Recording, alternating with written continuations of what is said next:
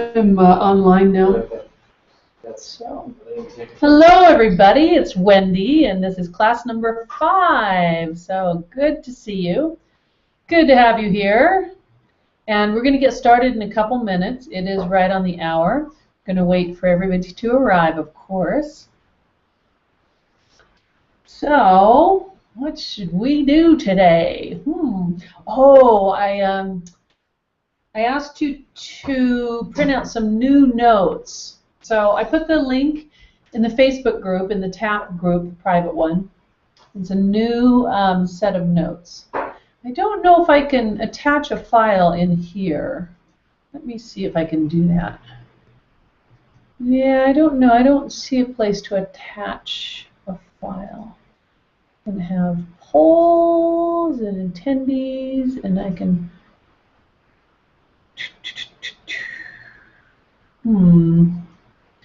So the place you're going to have to get the file for the notes, the new notes, is in the Facebook page. So go there and print out the new notes if you can. Yeah, good idea. Let's see if we can fix this a little bit. Whoop, whoop. How about? So it's very cloudy here today. We don't have a lot of light in this room. It seems to get darker too as the day goes on. Oh. All right, who's coming? Let's see. Who is in class so far? I got my roll call sheets. Oh, it's getting so official around here. Two.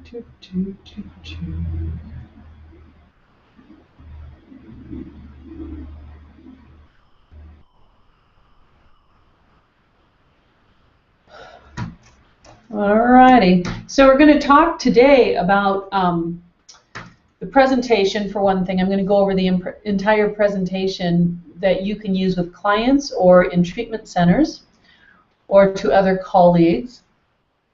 I also wanted to talk a little bit more about the book, Inside Rehab, because I read some more of it and there are some very interesting excerpts. In that book, they talk about 7challenges.com, and 7 Challenges is a treatment center for teens. So we'll talk about that as well. Well, look who's here. Edward and Ellen and Julie and Victoria and Jared and Kathy and Vanessa. So if you all have time right now to go to the Facebook group, I posted the file that is the new version of the notes for today. If you don't print them out and if you have the original one, that's okay. It'll work. But I did print out the part that is the dialogue that goes with the slideshow presentation because we're going to go through that. So good to see you all. And Robin, Kathy, Vanessa, you're up at the wee crack of before dawn. That would be the butt crack if it's before, I think. Pretty sure that's what it's called. All right, Jared's here, popping in. All right, so I'll take a couple minutes while we're waiting for everyone else to arrive. In the chat, you'll see a link to 7challenges.com. And I read about this in the book Inside Rehab. So this is a place that's non-12 step. It's for teenagers. What was interesting about this, well, several things. One is they're not 12 step. Their 7 things that they do are called challenges, and I like that a lot. So, you know, I talked about the 7 elements of permanent change. But I don't know that I want to call them elements either. I would like a really snappy word that is intriguing and powerful and really gives the whole program the meat. So our 7 components of the program that are in the notebook, what can we call them? Is there something that we can say? Now, what 7 Challenges does is they license this program to treatment centers all over the country, and other treatment centers use it. So a representative will go to the different treatment centers and check in and make sure they're implementing the program properly, that they are well trained in how they do it, and making sure that they're right on track. Julie, I see your private message. And I did, in the Facebook group, I had it send you an email for an invitation to join the group. And I don't know your Facebook name. I looked up Julie Ivy, but I couldn't find anyone on the Facebook list that it would let me add. So I did have it send you an invitation. So you should have an email. And the email, if you use Gmail, it might be in one of those tabs, you know. Okay, the workbook. Now, I'm going to have to post the workbook in the Facebook group as well, because I thought I could post the file here. So let me take just a minute to do that so you all can go through the workbook with me as well today. We have a lot to do, and there's so many things that I haven't covered with all of you yet. That's life, I guess. We will have to have another class. Okay. Let's see. We will go to the TAP training page. Let me see if I can upload that file. It's a big file. I'm not sure if it's going to work or not. That's the problem, you know. But I'm going to try it right now while you all talk amongst yourselves. Yes, entertain each other. Okay, from your computer.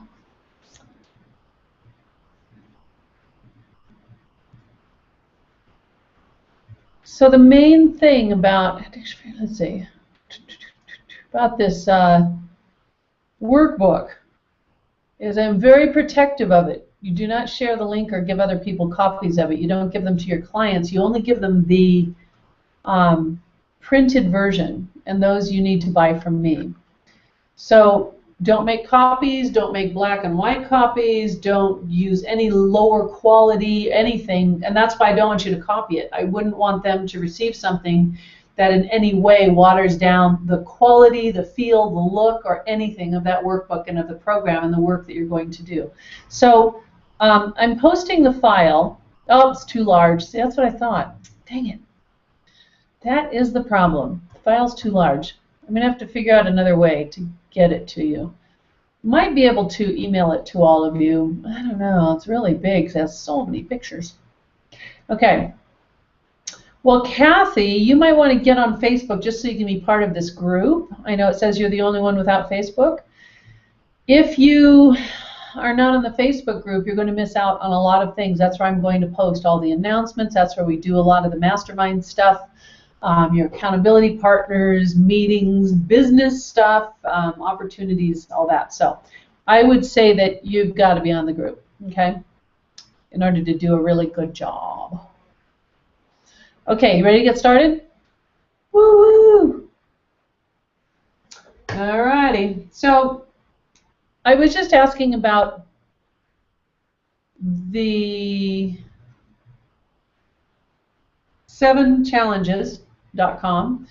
What can our 7 elements be called that would be a more powerful word?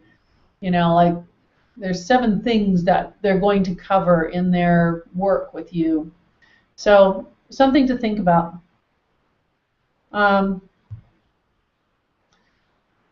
Ellen says, Wendy, wanted you to know I'm at work and watching on my iPhone. I can't seem to be able to watch and write a chat at the same time. I'll try to figure it out. I was unable to download the notes and forgot mine at home. That's all right. You know, Ellen, it'll still be fine. You'll still get a lot out of it. I'm glad you're able to use it on your iPhone. That's really cool. Vanessa says, can you make it a zip file? Well, I can, but I would have to stop the class and figure that all out. But I don't think it's going to make it small enough. It is a huge file because every page has so many like pictures, you know, and photos or graphics. The graphic files just make it really intensive, and it's a lot of pages. After the class, we'll figure out something, and then maybe we'll do another class on just the notebook, or I'll make a video that explains the notebook. 7 principles is good, Paul. What else do we have? So principles is good because that feels like it's something that's solid and sturdy. If you look on the page for the 7 challenges, let's see. If you look on that page, you'll see something that is quite interesting in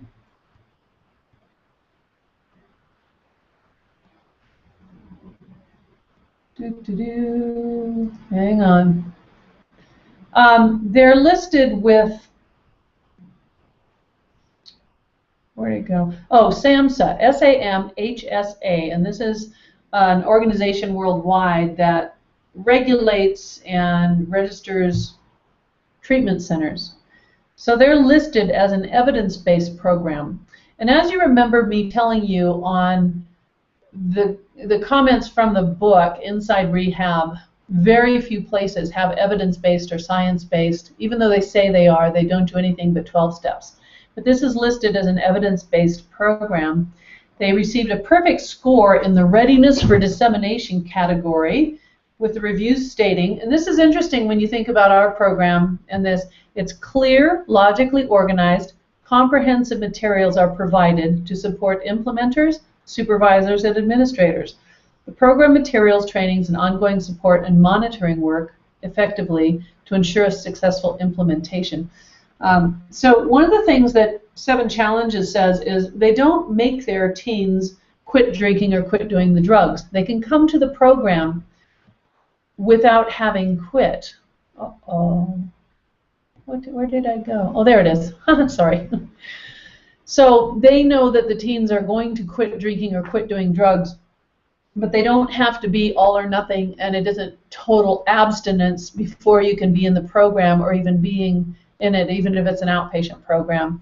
If you relapse, it's not a big deal. You don't start over or anything. I mean, you're a drug addict, you know, you've been an addict for however long, and that's just part of the process, not buying into the fact that relapse is part of recovery, but knowing that it happens. They do not let you label yourself as an addict or an alcoholic. They will not let you say that about yourself because that's not who you are. How refreshing is that? So I like many things about their approach and a lot of things that are in alignment with ours. I also think that the business model aspect of it, where they're licensing it to other centers, is similar to what we want to achieve. We want to help put this program into other centers. Okay, so now I'm going to try to show this presentation to you, and I'm going to talk during it. And the new notes have all of the presentation notes for every slide if you go to the last couple of pages. Okay? And I'm hoping that, so I have a thing to share my screen. So first I have to just test it and get your feedback to make sure that it's going to work.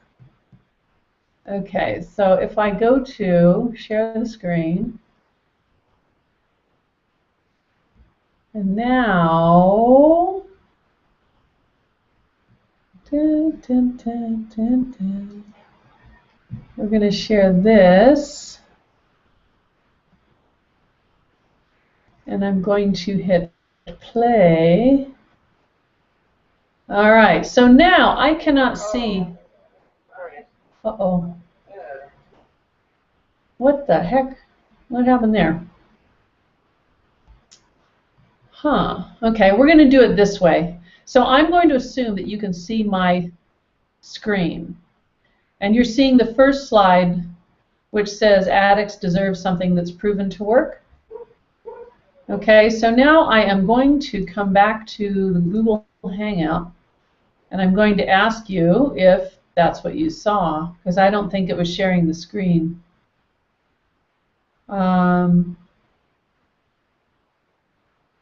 So Susie says her sound went out. What was the organization? It was 7challenges.com. Okay, so I'm going to try the screen share again. And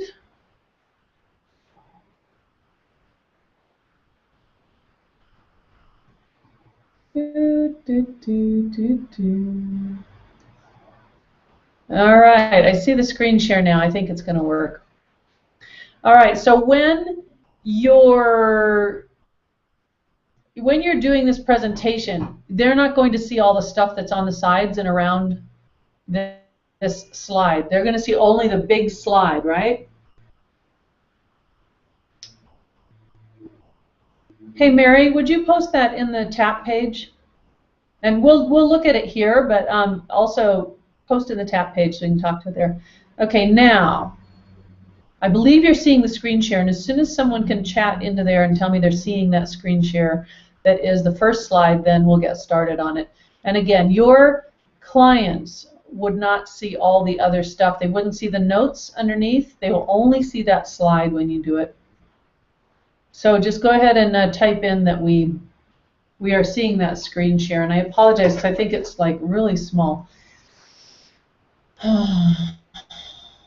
But maybe there's a way to make it bigger. Now you can't see the entire slide though, so that's not going to work.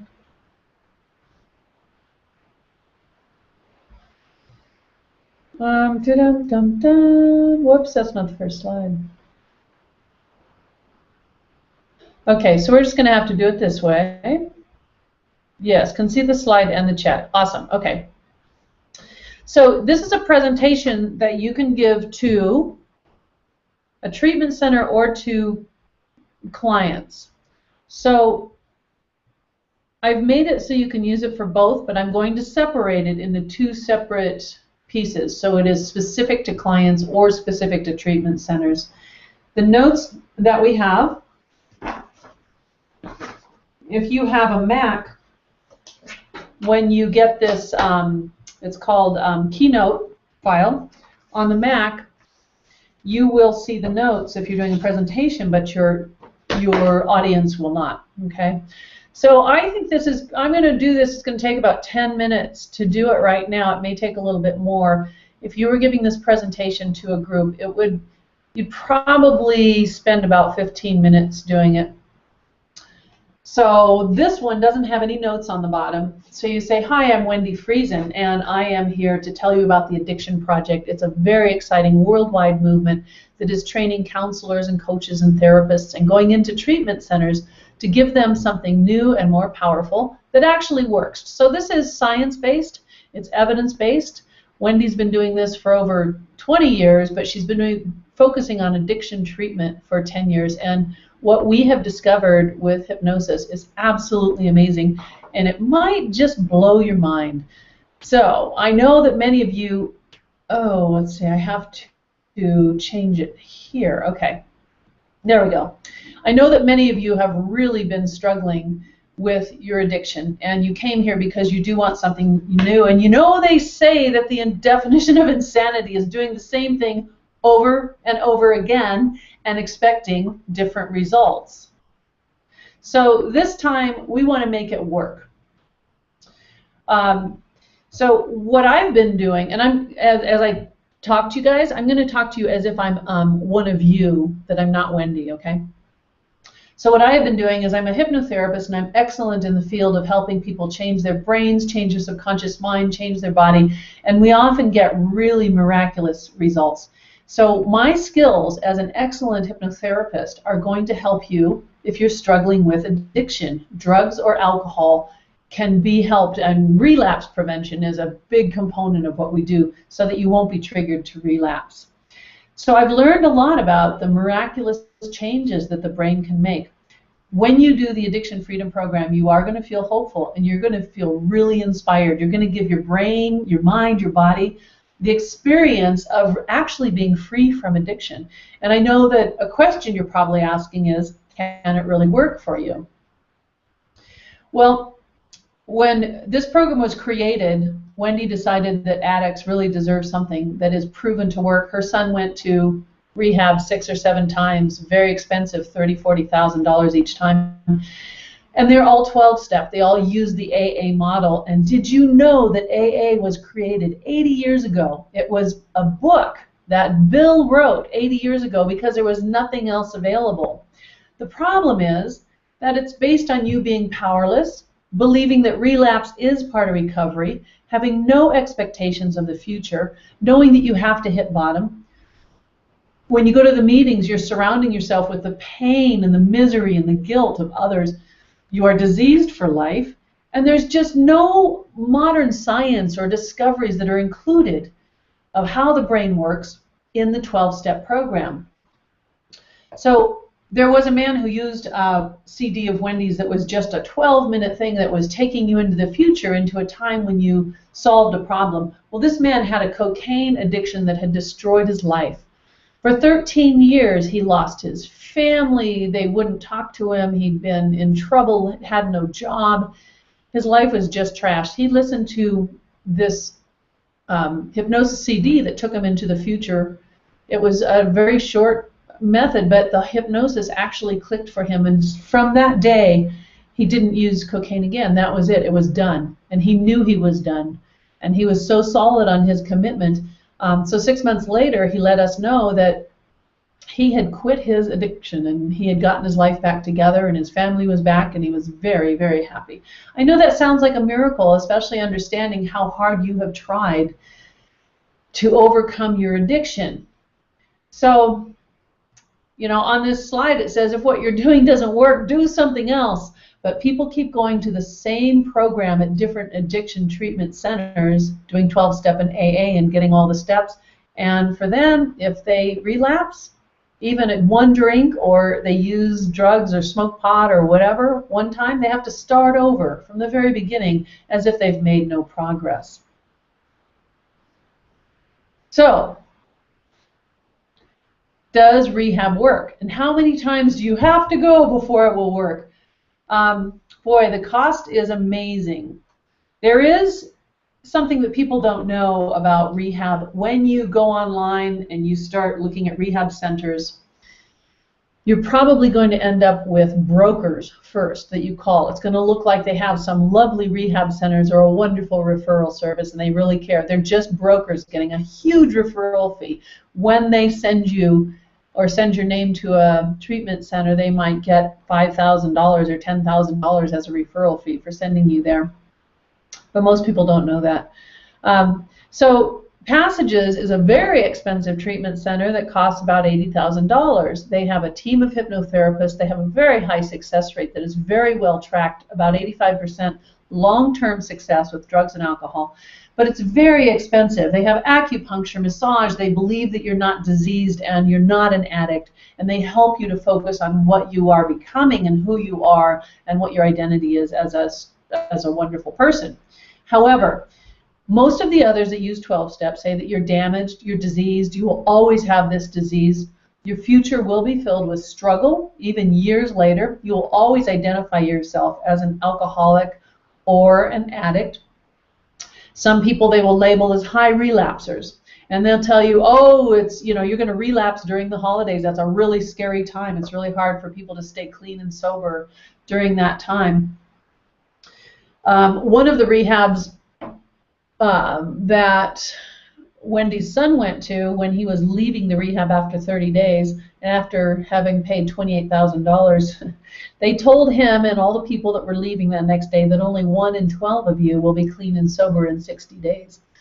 And that's really very discouraging, because they should have better results than that, and they should have higher expectations for the people that are leaving. But that's kind of like a hypnotic suggestion that they're doing to tell people that they're going to be expected to fail. So there's a place called Sober Living by the Sea in Southern California, very big rehab. They have about 80 people that go there at one time. He said that their success rate is well under 10%, and he sat down and talked to Wendy and said, what can we do to change it? We don't know how to fix it. The other person that is doing a lot of research about AA and 12-step and stating that it doesn't work is Stanton Peele. He's done the research that shows that 12-step and AA only has a 5 to 7% success rate. Now, those of you who have been to AA and 12-step or that feel really strongly about their success, think about this. They don't track their members. Anyone can come in there, drop out, and they don't track them or check in or find out if they're succeeding or failing. It's anonymous. So they don't have these records to claim that, oh, no, it's got a 50% success rate, it's got a 70% success rate. They don't have that, and they don't track the people who drop out and fail. So 95% failure rate. That's pretty bad. So how addicted are you? There are a lot of different drugs that you may be feeling you're addicted to, And you might wonder if you can speed up the process to being free from addiction. We want to use hypnosis to not only stop your cravings, but to stop those obsessive thoughts and create new feelings. When you understand how the body and brain gets addicted, you'll also be given the process to get unaddicted. It has to do with these neural networks in your brain, a lot of it. So we can undo that and create something else. So no matter how hard it's been for you, it is different this time. I know what you're up against, and I have something that's going to amaze you. So what is really wrong with 12-step methods? As I said, the real success rate is well below 10%. It's about the same as someone doing it cold turkey who had no help at all. It has a lot to do with what you believe about yourself. So if the person leading a 12-step meeting is implanting fears about you relapsing or how hard it's going to be, or you have to sit around in a meeting hearing about the failure of others and how hard they're struggling, what are your chances of success against the drugs or alcohol? They have you listen to a speaker who might say something like this: "Hi, I'm George and I'm an alcoholic." And everyone says, "Hi, George." He says, "I've been sober for 20 years, but I tell you, even today, I'm still hoping to just make it till midnight." So what he did is something in hypnotherapy that we call future pacing. He told all of the members listening to him that in the future they're going to be struggling, even 20 years later. So they don't look at neuroplasticity. Do you know what that is? Neuroplasticity, it means that our brains are always changing, that we can cause our brains to change in the way we want them to. What we surround ourselves with is the thing that's going to tell our brain how to form new neural networks. So if you surround yourself with fear, sadness, failure in those meetings, that's what your brain is going to get hardwired to believe. So you might see on this slide it says, "My mind is a bad neighborhood, I shouldn't go there alone." How sad is that? That means you should be in fear of what's happening in your mind rather than feeling powerful, confident, and healthy in the thoughts that you think. Also, 12-step teaches one day at a time. While this can be helpful for a lot of people, that you just got to make it till midnight, what if you could let that go and know that body, mind, and soul, there's no more one day at a time. You are simply in a state of freedom, embracing the life that you want to live. And that other picture says we have a disease that tells us that we might not have a disease. I don't even understand how to comprehend that. But that's what you learn there. And you know, there are a lot of people that have succeeded by going to AA and 12-step, and congratulations if you have. I think that's awesome. However, it's a very small percentage. So hypnotherapy and NLP, NLP stands for Neuro-Linguistic Programming, which just basically means neuro being our neurology, how our brain talks to our body, the linguistics, the words we use, and the programming is what we do repetitively, right, to our brain and body. So hypnotherapy and NLP, it really is something different, totally different than what you've ever experienced. It uses the science of how the brain changes. It is based on the neuroplasticity of the brain. It gets rid of triggers, which this is a really fascinating part, that we actually get rid of the triggers that used to make you want to drink or use drugs. We change what's happening when you're triggered. We give you a belief, an identity that is strong and healthy and in control, that creates the behaviors that you do want, that you're going to feel good about. So when you are feeling the need to drink or use drugs, you're trying to use willpower to stop that feeling. And willpower is just not going to work. By the time this has happened and the trigger is set, your body is just flooded with the cravings on every level, and willpower is not going to work. But what we do, which is similar to an experiment with this AB button, and we can talk about that later, but basically what we do is in that subconscious mind, before you consciously let that trigger flood you with cravings, we stop it. The hypnotic process creates a little switch that stops the craving. Wouldn't that be great? Yeah. So we're going to look at the discoveries of the brain. and the reactions that are based on our thoughts and our neural networks. And we'll talk more about that in a minute. So these neural pathways can trigger addictive thoughts and emotions and desires, but we're going to change them, and it changes them permanently, and I'll explain that as well. So what creates a new belief? Like if you believe that you're an addict or you're an alcoholic, what good does that do if you believe that you have to make it till midnight and you're still going to be struggling 20 years from now? What good does that do? So who are you now if you're not an addict or an alcoholic? What are your new values? And willpower, when it comes to addictions, it's just useless, because you are going to fight, and you're going to get so tired of fighting that you're just going to say, I'm going to go drink. So the thing about triggers is that these are all memories from the past. We want to release the past, and we're going to do this by going to your brain and changing the wiring. But we're going to do this below your conscious awareness. In other words, that subconscious.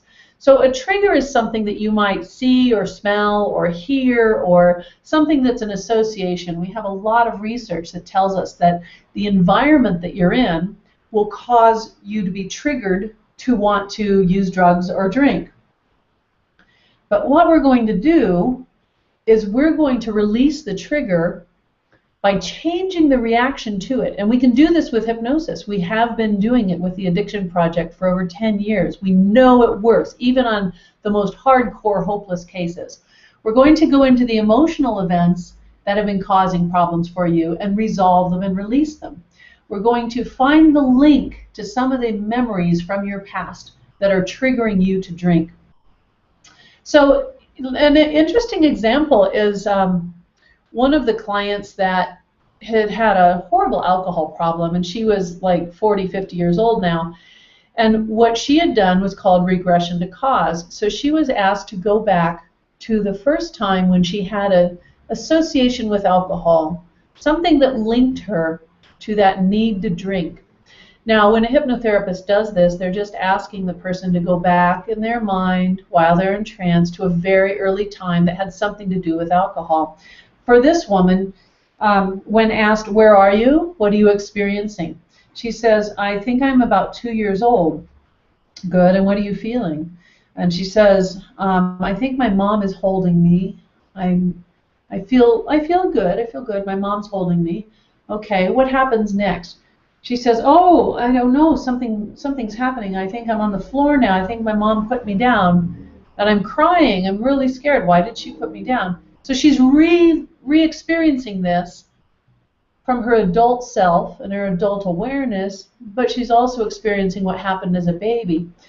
And then her mom comes back, and then she's saying, oh, my mom's back, and she's holding me now. Oh, everything's okay. I feel better. I feel okay. I'm all right. I'm all right. And I say, what else do you notice? And she says, oh, I can hear that, the ice in the glass. Oh, I can smell it. And now her adult self knows what she was smelling as a baby, because that memory was that vivid. And her adult self knew that she was smelling alcohol. So every time when her mom's holding her and her mom has a drink, the smell of the alcohol, the sound of the glass, the tinkle of that, it all was a trigger. Now, when did that get triggered? When she was feeling sad or lonely or scared? Powerful, powerful trigger. So we release that. We don't get rid of the memory. We just release the connection to it, and we change it. We change the meaning of it. All right, so after we get rid of the past, we want to create the future. And this future that we want to create is going to be miraculous. Hypnotherapists all over the world see miracles happen. And whether or not you believe in miracles, hypnotherapists do, because it is flat out freaking amazing what happens in your subconscious mind when you experience hypnotherapy. So with the addiction work, you're going to feel better very fast, probably within a few days. You're going to meet yourself in the future, and you're going to meet yourself as a person who has no disease, no fear of relapse, the belief that you are strong and healthy and in control. You're going to have values that guide your life to create happiness and strength, good relationships, and just amazing boundaries in your life of what you will and will not accept. So you're going to meet your future self and create an identity. And when you're in that future moment, you're going to have this identity that is not of someone who's an alcoholic for life, not diseased for life, not scared of always relapsing. You're going to experience who you are and what that means for you. This is what you're here for. This is why you're going to love meeting your future self. So you'll create the identity of a strong person who's healthy and in control. So I wonder, like, what does that mean when you create that identity? And what if we change it? How different would your life be? Okay, so the relapse prevention is really the focus of our work. You have maybe been to rehab numerous times. You've been to hundreds of AA meetings, but you're still relapsing or you're still in fear of relapse. The Addiction Project is going to create this absolute rock-solid belief that you don't have to think about relapsing anymore. This program includes daily accountability calls. So for 5 minutes every day, I'm going to call you up and I'm going to say, hey, how you doing? What's going on today? Anything we need to talk about, any rough spots or anything we want to celebrate right now? And then we'll talk a bit, and if there's anything that you need, I'm going to help you right then to figure out what to do about it. So releasing the fears, setting some really, really solid goals. You're going to experience the future by experiencing outcomes in different parts of your life. You're going to create new anchors that are going to eliminate the triggers that cause the relapse. And you are going to be strong and healthy and in control. So what will these words mean for you? Strong, healthy, and in control. It will be like an infusion into your brain of relief like you've never imagined. So one of the reasons you struggle is because the brain connects the thoughts of alcohol or drugs to pain and fear and doubt. The failure of all the past attempts to quit are anchored in your desire to quit. The sight or smell of alcohol or drugs triggers the fear and danger and powerlessness and anger. And why wouldn't you be angry? Because it's not working. So your brain doesn't know the difference between a real and an imagined event.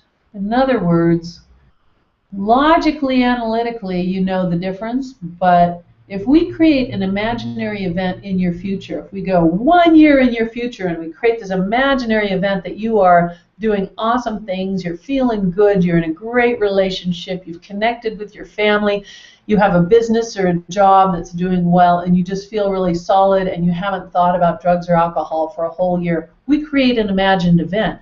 The brain holds that as if it is real in exactly the same way as the memory of what you had for lunch yesterday. If you can remember what you had for lunch yesterday, right? So we're going to create this new event, put in the images, sensations, the sounds, emotions, beliefs, the ease, the strength, and we're going to anchor it to something. So now, when we create this new event, the brain has somewhere to go when it thinks about the future.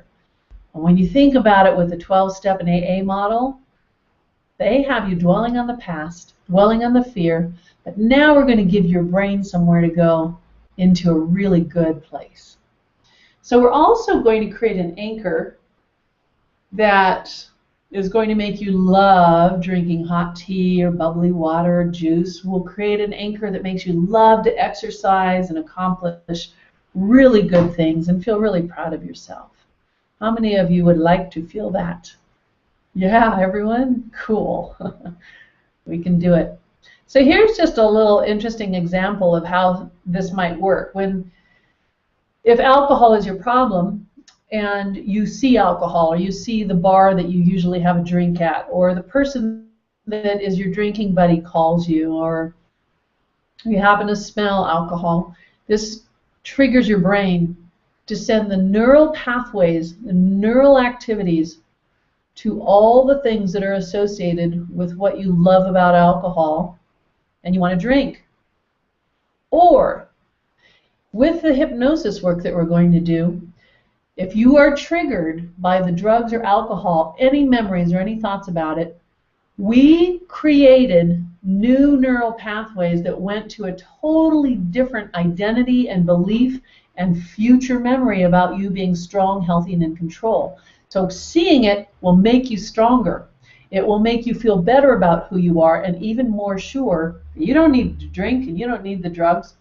So this is a miraculous part of what we've done So you get triggered, and we have a totally different response. It really is just that easy. So here's an interesting question for all of you. Do you have to want to quit? A lot of you think you have to want to. That may not be true. We might be able to help you make that decision. That's what we love about hypnotherapy. If you can't quit, are you just not ready? And that's a typical thing they say in AA, that you're just not ready. Well, of course you want to quit. That's why you're working on it. You're trying so hard. You are ready. You just don't have the right tools. AA believes that you have to hit bottom. And if you relapse, you have not hit your bottom. You have to get worse. Oh my gosh. Or maybe you didn't surrender, or maybe you didn't work the steps. If you drink or use, you have to start over on day one because you weren't ready. If you quit the meetings, even if you've been sober for years, they tell you you are a dry drunk.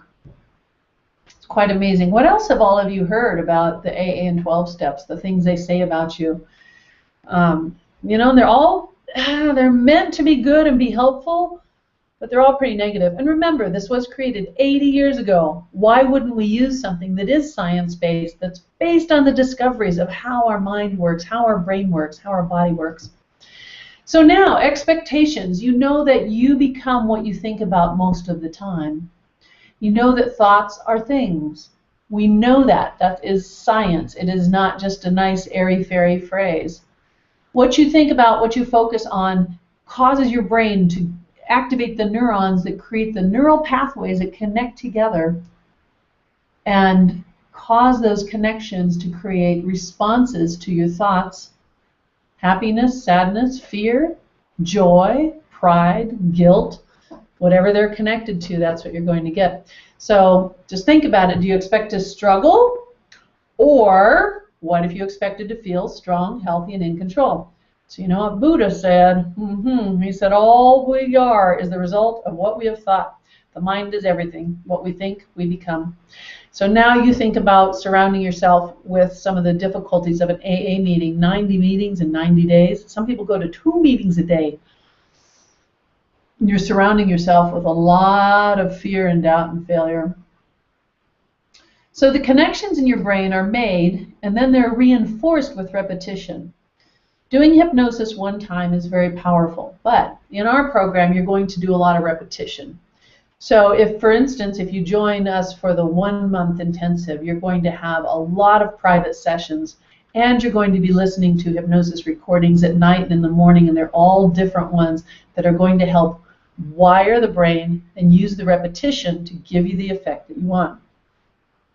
The emotional experience from the future is like the glue. It has a profound effect on your body. The chemicals that are flooding your body are entirely different than the chemicals of fear and doubt.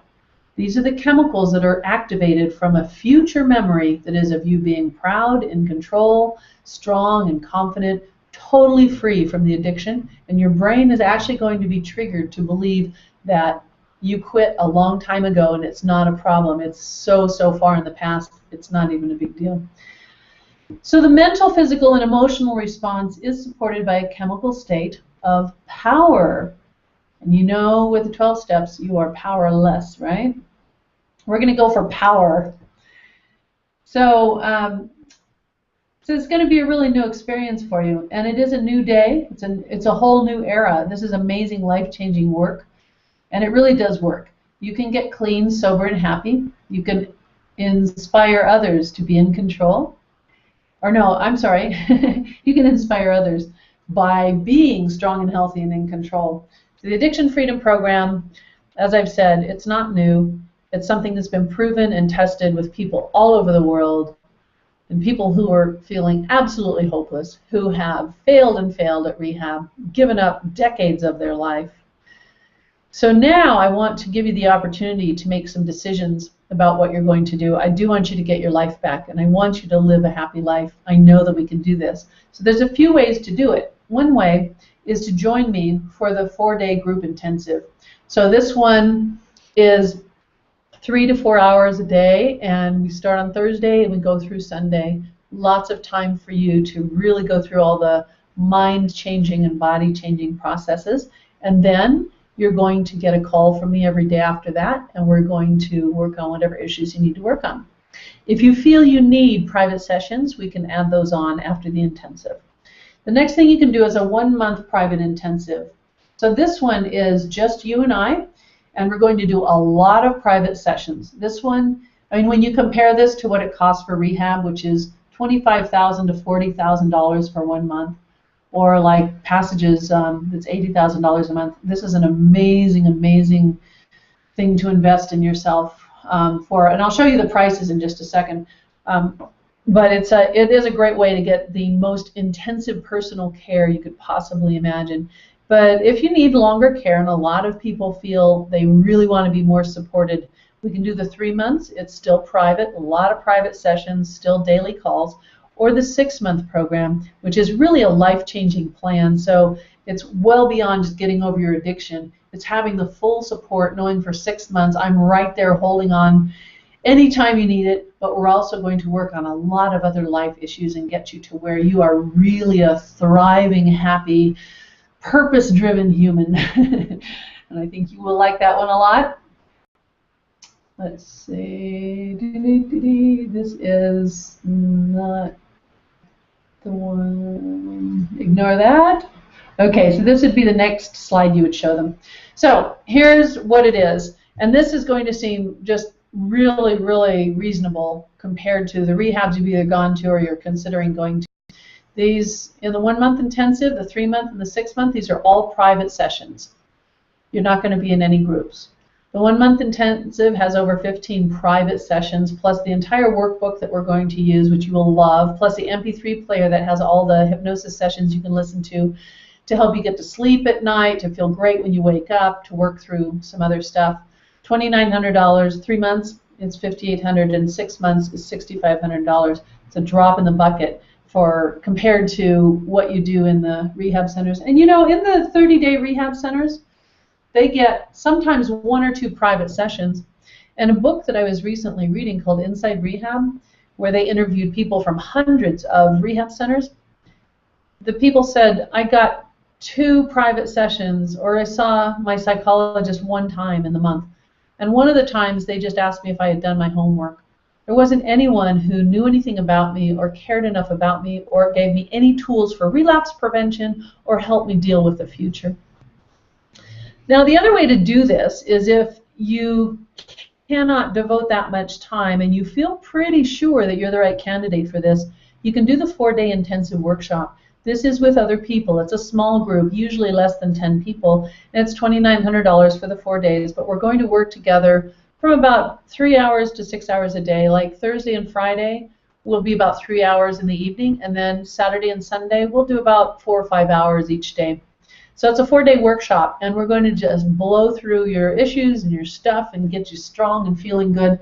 And after that, you will still get the support of a daily accountability call and whatever help you need. After that 4-day intensive, if you need private sessions, we can work that out. Of course, it's an additional cost, but it's not much. And you know, comparing it to the price of all the rehabs and treatment centers, I'm sure you can see that this is a really great way to get your life back. So I want to thank you for letting me present this to you, and I'll be here to answer any questions you might have.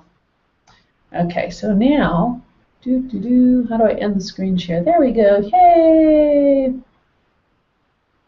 Okay, so let me check your comments and such. Susie says, brilliant presentation, thank you. So you guys get to use this presentation for your clients. So you're going to do on Tuesdays, let's say, every Tuesday you're doing a free class.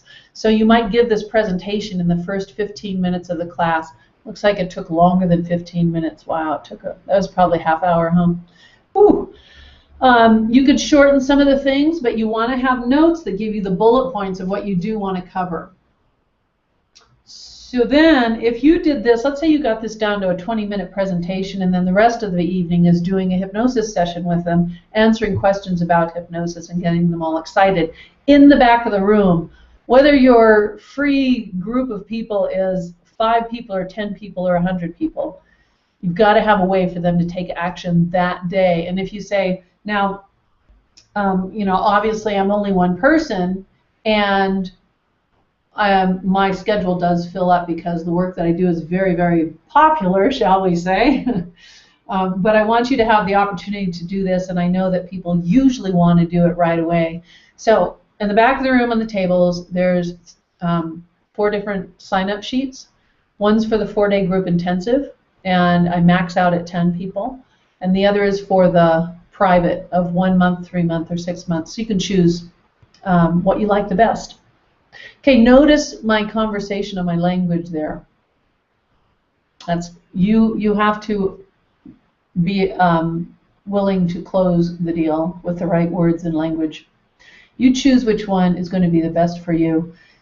My time is limited, maximum of 10. Those are things I did on purpose. And when they're back there, you have 4 clipboards. You could have more. Each clipboard has the thing that says across the top, one month intensive. But you don't want them to put their names down, have everybody see them, so 1 page per person.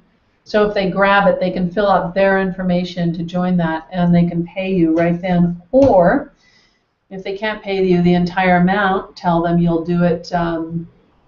They can give you a deposit of $500 today and pay the rest when they start the group or something like that. Jared says, great presentation, cool slides. Yes, I worked on that for a very long time over the years. Bob says, great, flowed really well. Thank you.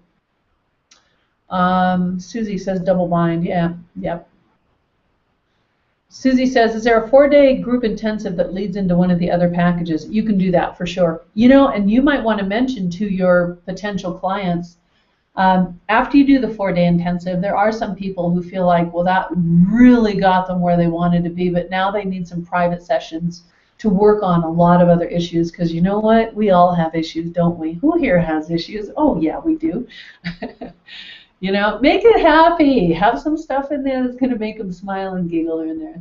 So if you want to sign up for both, for the 4-day intensive and a 1-month private, and you want to do that tonight, 20% off if you do both of them, if you do that tonight. Now, you got to remember that these people have either paid $25,000 to $40,000 for 1 month of rehab multiple times, or they have been going to meetings that just make them drink more and use more and make them angry and frustrated, right?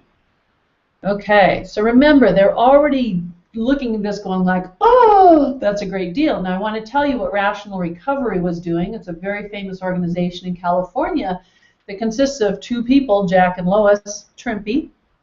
They were doing group work that was, I think it was a 4-day program, and people would fly in, get their own hotel and do their own meals, but they'd come to their place every day for 4 days.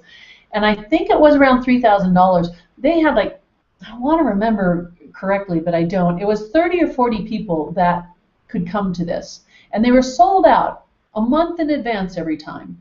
At that kind of price with that many people. Do the math! Okay, the other thing is there's a couple that does a private program that I think is 4 days or 5 days, and it's private, and you see them for 3 hours each day. It's $12,500. You get your own hotel, you do your own meals, you get your own transportation to go to their office and see them for 3 hours a day for $12,500. They have a waiting list, a long waiting list.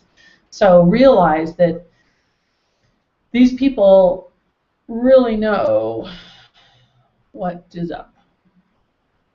Susie says, so we promote as a follow-on program to rehabs that use 12-step methods and therefore won't like the criticism. How do we promote as a follow-up to rehabs? Okay, well, we'll get to that. That's the next question.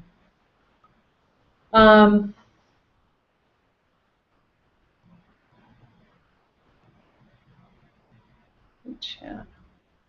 I'm not sure what you mean, Mary, in your private question, because I don't know what it was in reference to. Okay, Vanessa says, I love this. Okay, you guys see it? See it. Okay, cool. Now, let me just, one more comment. Kathy says, I found a lot of young people and potential clients don't have the money and depend on insurance. So how would you market this for all? Would you advertise insurance is not accepted before the presentation? I would talk about that later with them. don't even bother with that right now. Now the place non-12, I think it's called non-12 or non-12 step. The couple that does the work for $12,500, they specifically say we don't take insurance because when you're doing work with addiction, you do not want it on your records, on your medical records or your health insurance records. So that's their idea behind it. People have money to pay for all these rehabs. Believe me, they have been putting their children, husbands, wives, parents into these rehabs, and they have the money to pay $25,000, $30,000, $40,000 to do that. Somewhere they got it. Some people actually don't have the money. So what do? Do you want to offer them a scholarship if they're coming to a group that you're having? Have them pay less? You could work on that, but I would not present that. I wouldn't say that. You are giving them an outstanding deal to do work that is phenomenal. There is no reason to discount it. They can get the money somewhere. They really can. If you let them pay you in PayPal, if their credit is okay, PayPal can give them, like, bill me later or make payments.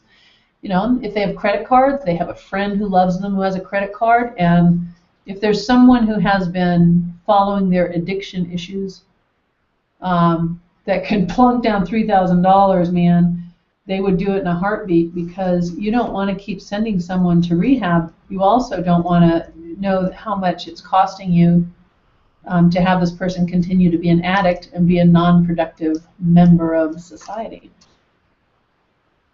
So I understand what you're saying, Kathy. Don't worry about that, and if they ask about that, say, why don't you give me a call later, and we can talk about some possibilities. Susie says, will it usually be them or their family who finds the funds? Good question. Be a good idea to invite the family as well, those who have supported them. And the family will understand as well, are less likely to question their decision and sabotage. Yeah, that's a fantastic idea, Mary. Put that hand up in the air and give a high five to Susie. So understand what you're saying, but also you've got to get in the mindset that what you're offering is a phenomenal deal. There's nothing like it for that price. Okay. And it makes sense. And it's a hell of a deal. All right. Now, the next thing is, how do we use this presentation for a treatment center? So this will be slightly different for a treatment center. Very, very similar. And treatment centers already know that what they're doing is not working. They know that their success rate is terrible. And I've been reading this book called Inside Rehab.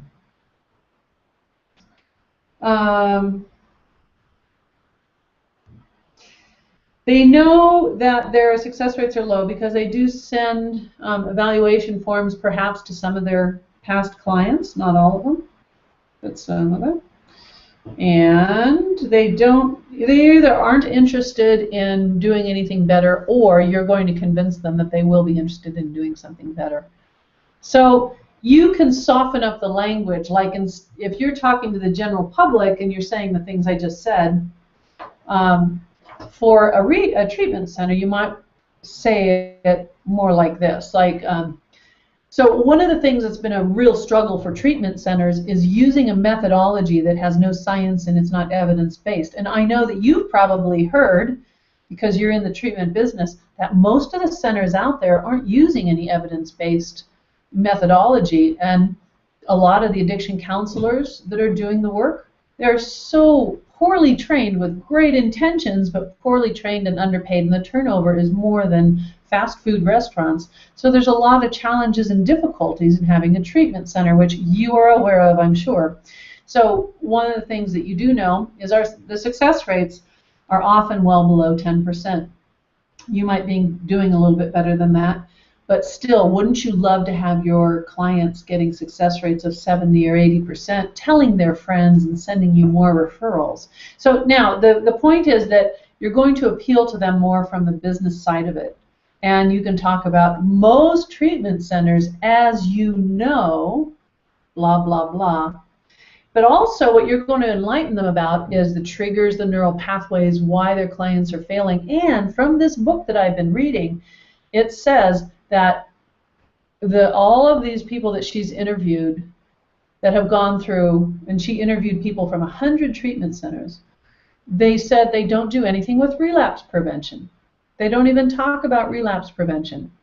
And that's the norm. So when you're talking to a treatment center about that, and you're on the slide that talks about relapse prevention, say, you know, as an expert in the treatment business, I'm sure that you know that most centers don't know what to do about relapse prevention. They talk about it, but they talk about it in a state of fear.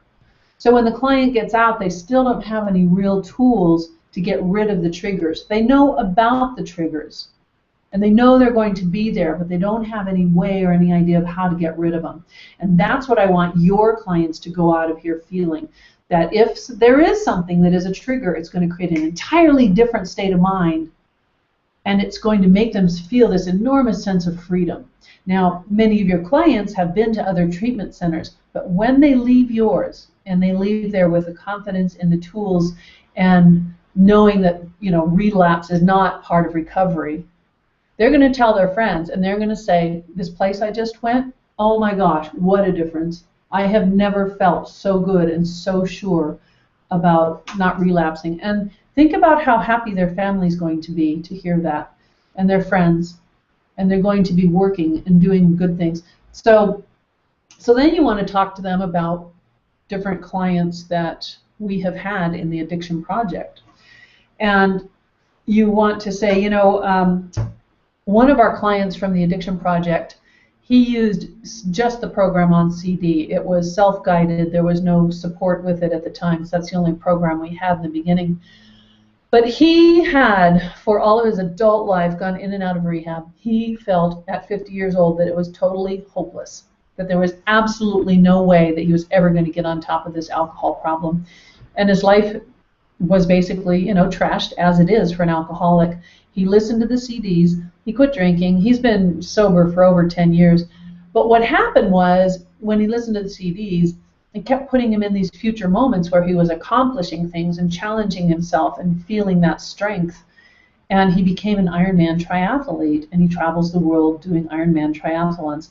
Now, we know that the people who are hopeless, who have given up, who don't believe this is going to work, when they get it, and when we do the work on their mind and their soul and their brain, it works, even if they don't expect it to, because we build that expectation by having them experience these future moments, by releasing the triggers from the past, and by changing the identity of who they are. One of the things that's going to be a little bit difficult for you as a treatment center may be that we don't want the person to label themselves as an addict or an alcoholic. A lot of the very progressive treatment centers are not letting their clients name themselves an addict or an alcoholic, because it's clicking with them that when you say that, that is a trigger to make your brain go to all the things that are fears of relapse, cravings for drugs or alcohol, or desires to go right back into that lifestyle. Does that make sense? And then when you say, does that make sense? Your head goes up and down, right? Okay, so that's kind of what you would do with the treatment centers, and I don't expect you to be an expert at presenting it yet, but you'll practice.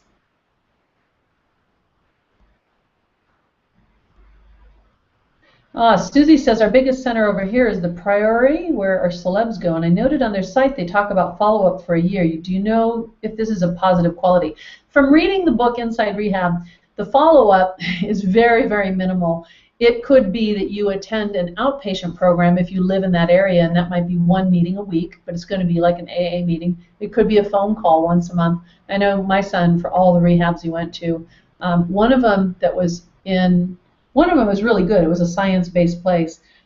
They had unlimited follow-up. You could come into as many meetings as you wanted for the rest of your life. That's pretty cool. But not all of them are very good. So Susie says, I can imagine we can suggest the pluses of them having new clients with recommendations and success rather than relying on people returning as part of their business plan. Yes. Victoria says, if we're using the price of rehab treatment programs to compare with our much lower pricing, would this make it easier for someone to accuse us of offering treatment rather than relapse prevention? Well,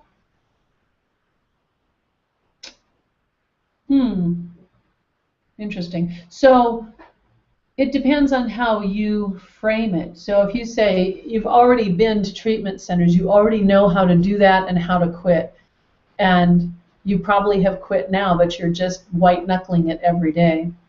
So what we're here to do is make sure you don't relapse. So we're not going to do treatment for alcohol or drugs. You have to have been detoxed, and you probably are right now, and that's why you're here, so that we can do the relapse prevention work. Does that sort of answer that? I would think that would be the angle. So yeah, great questions, great questions. Oh, Bob had asked earlier how to make the distinction between the 4-day and the 3-month, 6-month, and how to underscore the benefits of the longer term packages. Yeah, so the 4-day intensive, there's a lot of people, here's what you might say to the people in your group. Say, some of you are the kind of people who know what it takes to just make a decision, go for it, and dive in and do everything you need to do to make it happen as fast as possible. We're not all like that.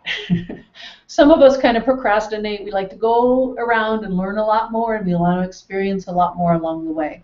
So we have two possibilities that will fit no matter which way you like to have it happen. If you need longer term care and support, we've got, a 1-month, 3-month, or 6-month program. But some of you who know that, you just want to jump in and get this done, and you will get it done in the 4-day intensive. You know what you want, and that's the way your brain works. So that's kind of a way for you to help you decide. But the other thing might be is if you know someone that is struggling with addiction that you want to send here and they're from out of town, they can come here for that 4-day intensive. And when they leave, we're still going to call them and have accountability calls and make sure they're doing okay. We can even add on some private sessions over the phone or on Skype, something like that.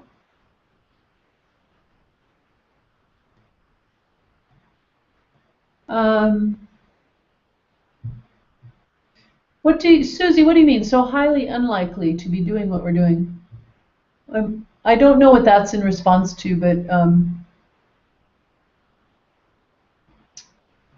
anyway, that's how I would frame that. Okay, now we're going to take a 5-minute break, and then we're going to continue with the rest of the training stuff that we need to do. So your elevator pitch, I know one of you pasted it in, and hopefully I can go back and we can find it. Yay! Oh, okay, here we go from Mary. When we come back, I'm going to read Mary's elevator speech. It's not a pitch. Well, I guess a pitch and a speech. It's a pleach. And then we're going to talk about the rest of the things we need to do today in this training. So I'll be back in 5 minutes. Me too.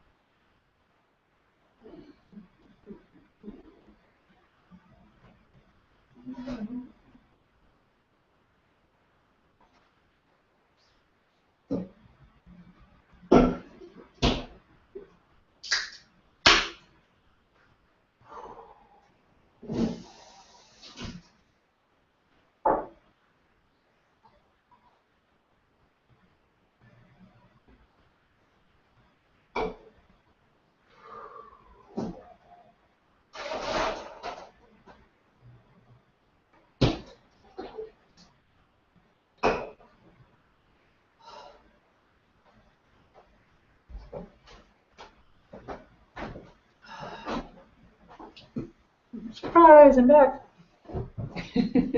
But we're not starting yet, don't get worried. I'm just going to go back and do a couple things.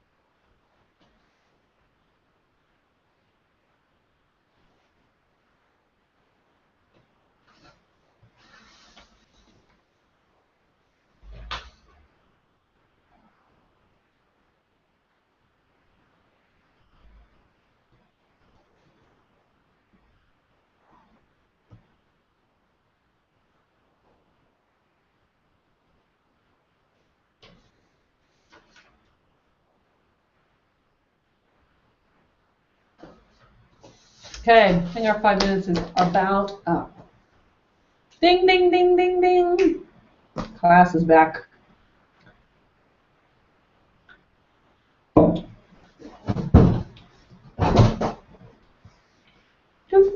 Come on back, everybody.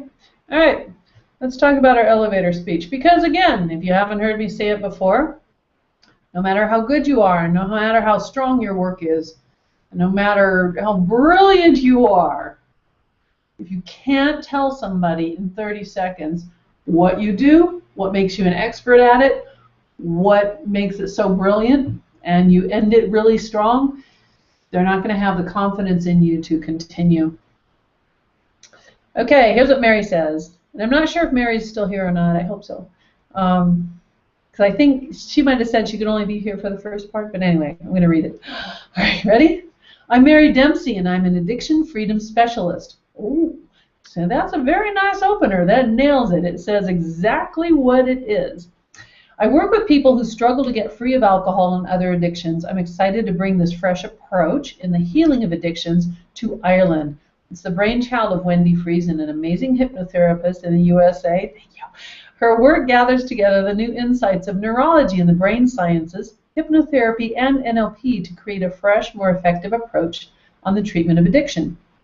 Based on the belief of neuroplasticity and the science of mind, it moves us beyond the old paradigm of powerlessness and a lifetime model, or a lifetime sentence that was the heart of the old AA model of treatment.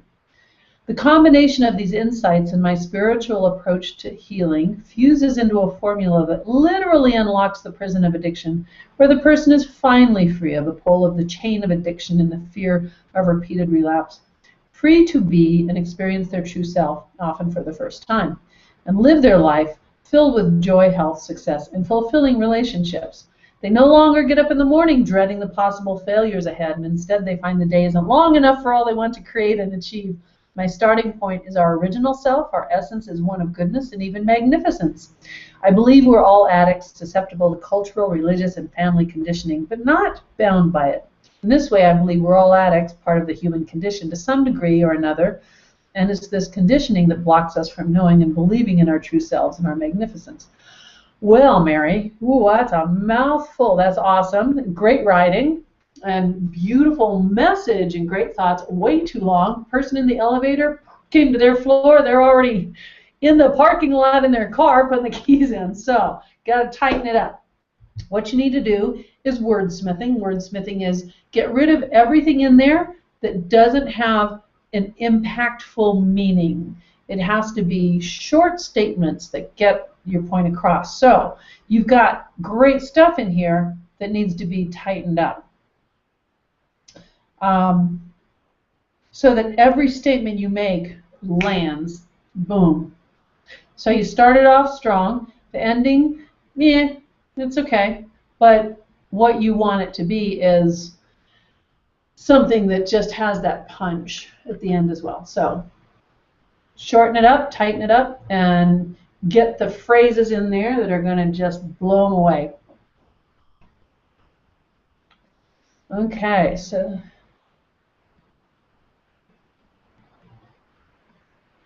Susie says, what if people begin by thinking they want the 6 month but find they have no problem?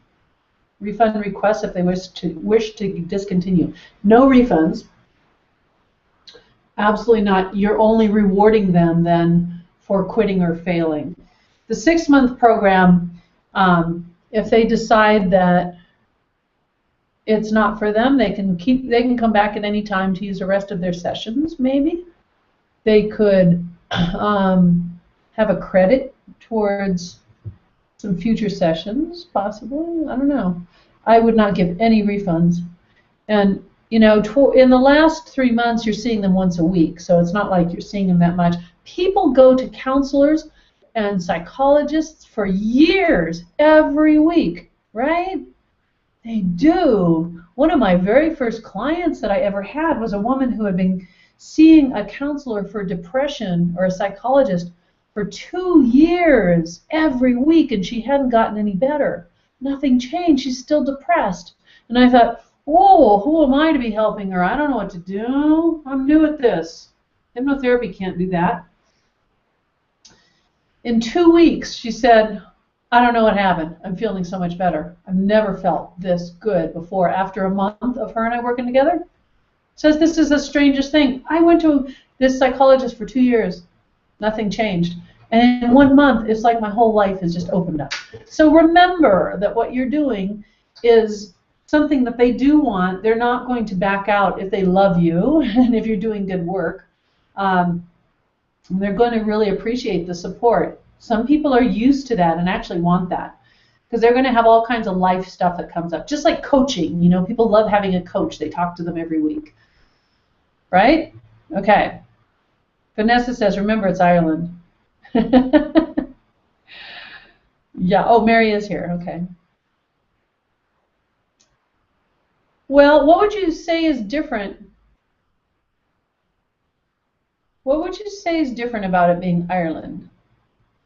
What's different about the mentality? And maybe it's something I don't know.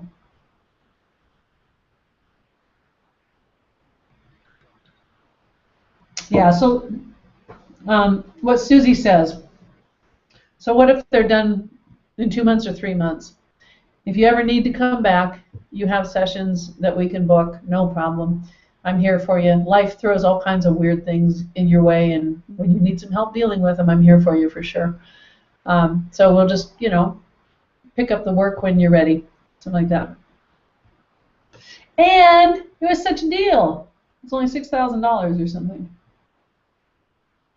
Susie says, I suppose the follow-ups can be done on integration and life improvement. All kinds of stuff you can do. So now they have back pain because they were an opiate addict, and so now their back pain is back because the opiates were masking it or something, you know, or they lost their job and they're depressed, or they are looking for love, or they feel unworthy of wealth, and so on and so forth, right? Yep, Jared just said it. Our job is to release ourselves from limited thinking of money as a scarcity. Yeah. How many? Who can guess? How many drug and alcohol treatment centers are there in the United States? I don't know about other countries, but I know the number for the United States. Just guess. And while you're doing that,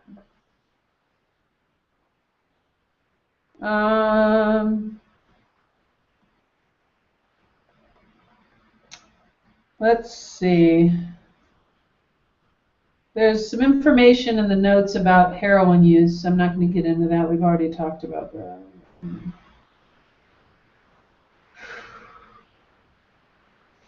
We've already talked about that. Elevator pitch, you're all still working on it. You're going to continue to work on it in the Facebook group. Have 2 versions of your elevator pitch, which is for a potential client or for a professional or a doctor or a treatment center. Making a video to post on YouTube if you're comfortable doing that. Looking at the photo that you're using for your website and for our bio page on the Addiction Project website if you need a new one, work on that. So Joe Dispenza travels all over the world doing his lectures on these neural networks, and he keeps saying if you fire it, you'll wire it. I don't know that he's the one that invented that phrase or not, but that's his deal. He has a video on TED Talks, on TEDx. So if you were to Google Joe Dispenza, D-I-S-P-E-N-Z-A, and someone's going to put the link in there in a minute, for his TEDx talk. It's going to give you the language you need to talk about neural networks, okay? So I would say watch that like 2 or 3 times. I'm going to watch it again and again. When you're watching it, apply it to our addiction freedom work in your head. Take notes. That helps me a lot. First time I heard Joe Dispenza was on, I think on The Secret or The Rabbit Hole or whatever, but I took notes. And then I watched it again and I took more notes, and it just totally made sense to me. Okay. Yesterday we did talk about creating a list of the statements that you have to share with a potential client on the phone or on the first contact.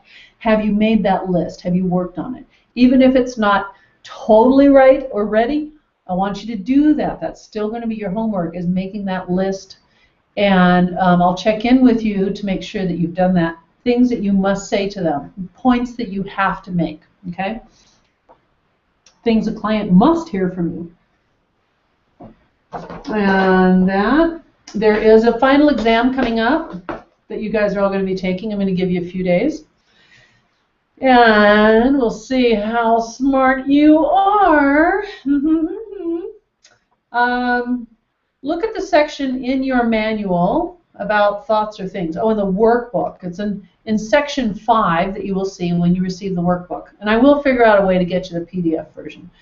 It's about thoughts or things. You want to be able to understand self-talk and know how to discuss that with your client and how to do the self-talk session with your client.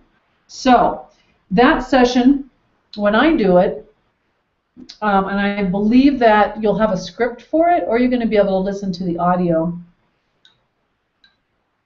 In self-talk, it is asking your subconscious mind to monitor those underlying thoughts, the ones that maybe you're not aware of, but they're negative things that are reinforced on an unconscious level, or consciously when you say, oh God, I'm so stupid, you know? So your subconscious mind instantly, when that's happening, is going to put up a big red stop sign in front of you, just says stop. And when you see that, you're going to take a breath, and you're going to change that phrase to the one that you really do want, which is, I'm getting smarter every day. Or like you say, like, oh God, I can't do anything right. And you stop, and you change it, and you say, you know, there's a lot of things I do really well, and I can get better at this too. So the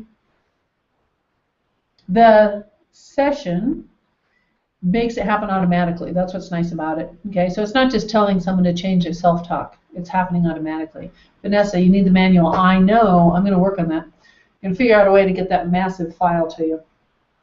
So the manual. Well, you have the manual, right? The training manual. Maybe you don't have that yet, the blue one. Well, you downloaded it because I gave you a link to download the big manual. Because it's all just text. It's just black and white text, so it's not that big of a file. But I gave you that link in the very first welcome letter. That's the manual. The other one is the workbook, and I think you might be talking about the workbook.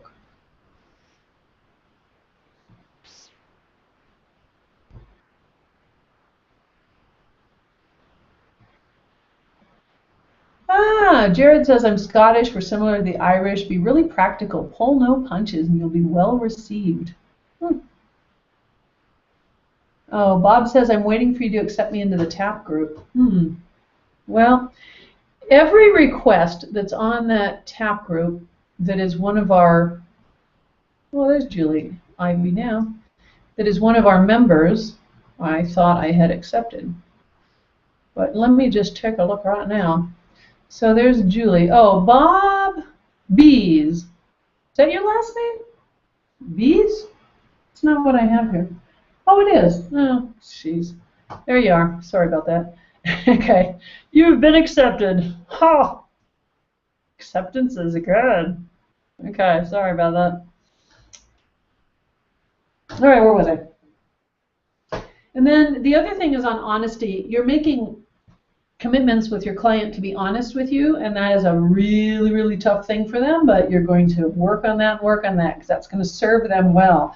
There are sessions of mine that you can give them called Find Your Truth, and others that are about being honest, and those are in that workbook, but you can have them listen to those at any time. So there's an honesty session in there, and let's see. What else? Oh, today on my favorite talk show, there was a fantastic interview with a young man, he's about 23, who is a heroin addict. And I can actually give you the link to listen to that interview. It's going to really help you understand what happens in the mind of someone who accidentally got addicted to heroin, never in a million years thought that he would be shooting up. And even my oldest son said, never, ever, never. He would never even take an aspirin. His belief when he was a teenager, no drugs in his body of any kind. And certainly he would never, ever, ever shoot up. Okay. So I am going to find the link for you. And you can listen. It's a long interview. It's very good, though, to understand that these heroin addicts are not who you think. Huh. Well, oh, God. They made their website like impossible to navigate. Used to be easy. All right, here we go. Here is the link. It's coming at ya. Crap, where'd it go? Huh. There we go. Okay, so on this page, the show is on the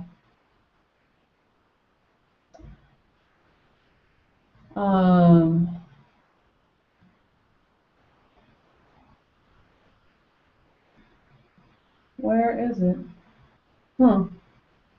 Well, that's interesting. I thought it was on that second hour because it says H2 at the beginning of it, 7 a.m.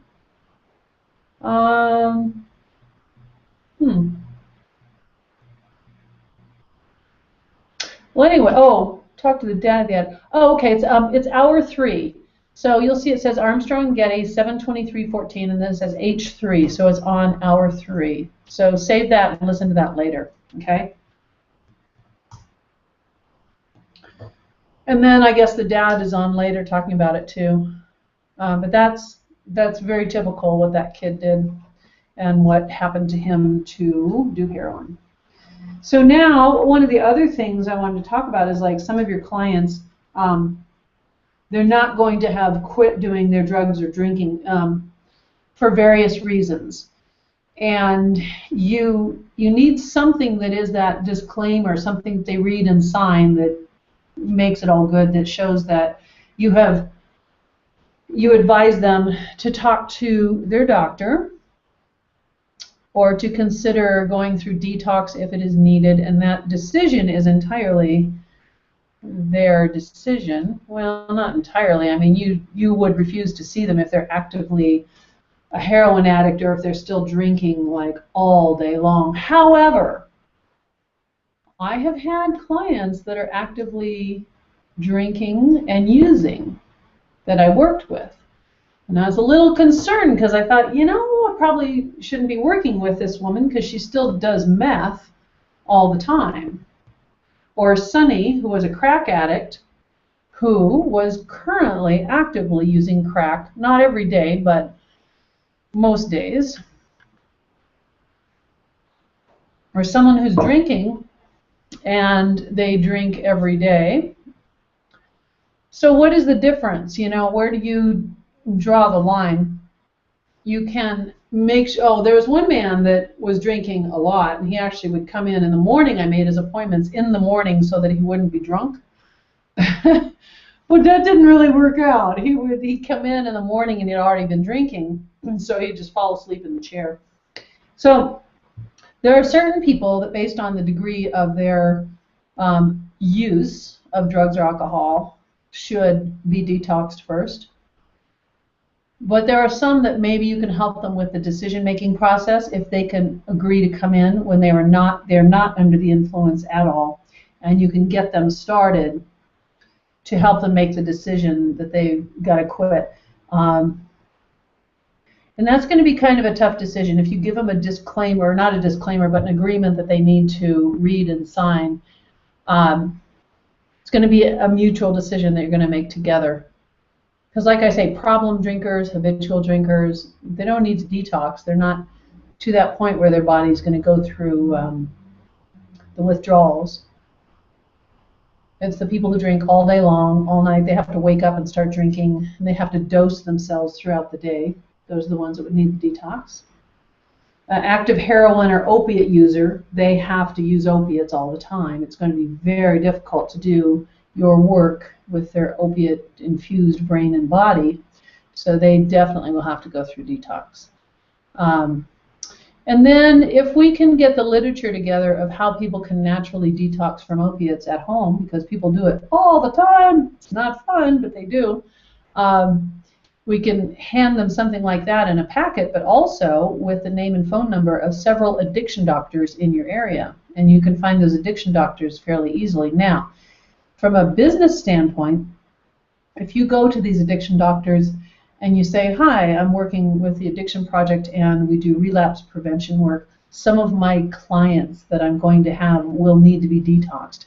And I wanted to find out if you're taking new clients, if you offer Suboxone or Naltrexone or what your protocol is, and if I could refer clients to you.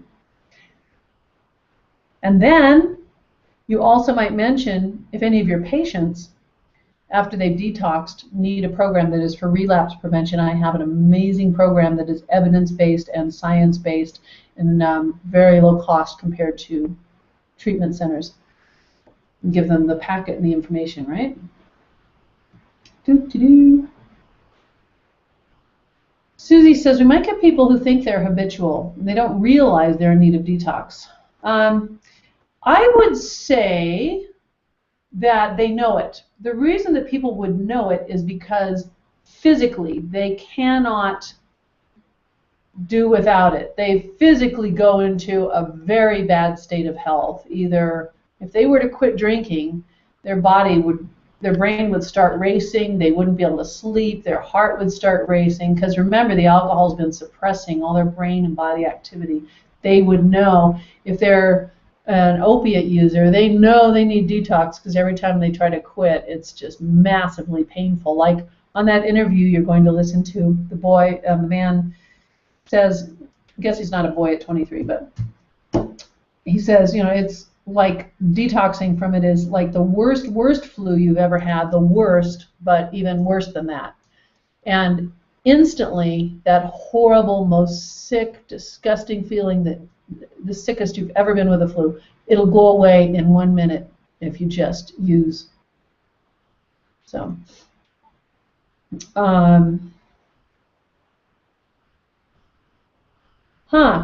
Julie asks a good question. I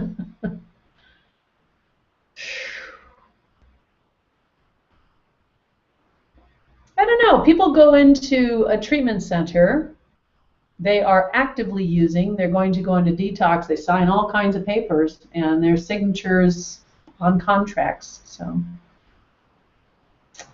but great questions. The methadone users tell me that it blocks their emotions, which is why counseling is a waste of time. Maybe. So that's very possible. But go ahead and do the hypnotherapy and see what happens. Say, well, hypnotherapy is very different than sitting around trying to talk about your emotions. It's possible that if you could work with a couple of methadone maintenance people and see what happens. I don't know, man. You know, the other problem is methadone and Suboxone. Those are very, very addictive as well.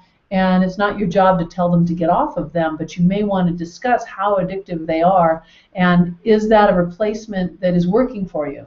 Or are you interested in talking to your doctor about possibly tapering off that? And I can certainly help ease some of the maybe sleeplessness, or you can do some pain control with some hypnosis stuff, and maybe you guys have recordings you can give them to help them as they're going through that process before you start working with them. Interesting, Vanessa. It's very interesting. Yeah, Julie says, did those clients process their emotions when they're using currently?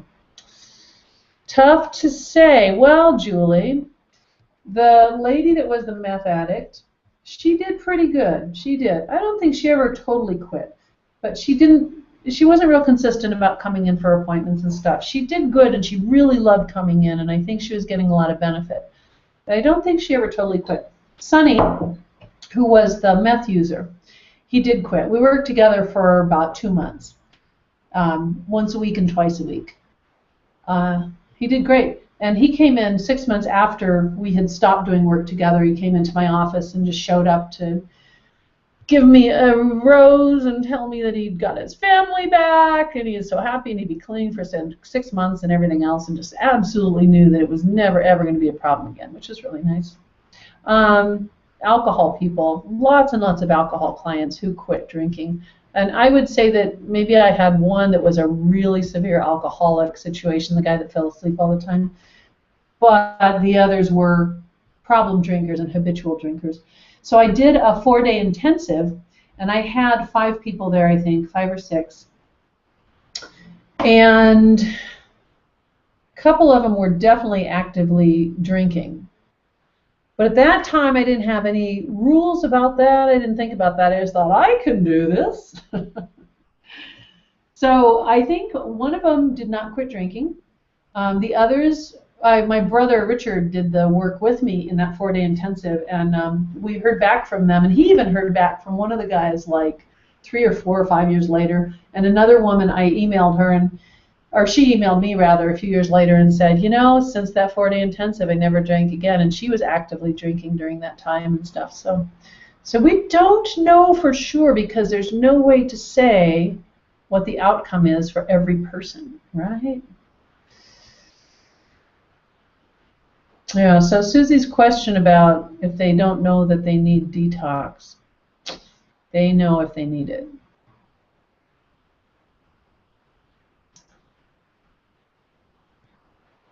Yeah, Vanessa says, I know methadone is addictive and hate being on the maintenance program. I know, you can't go anywhere. You have to daily go to the methadone clinic. So you can't hardly like leave town or have a vacation or, ooh, how horrible.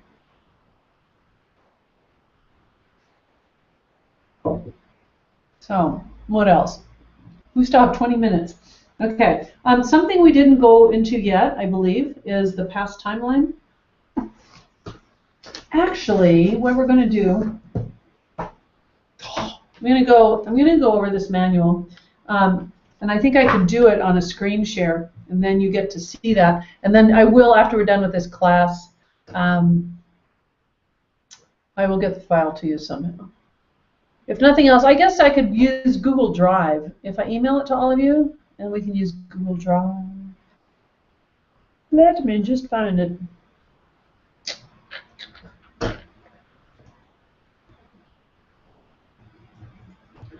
And I will screen share because I can do that. Aha. Alrighty, here we go. It doesn't quite fit in my screen. Let's see.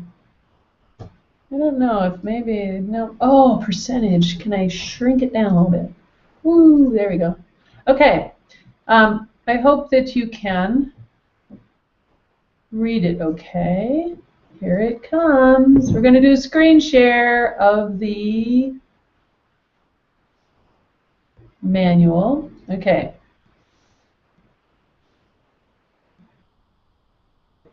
There we go. All right, so here is the front cover of the workbook.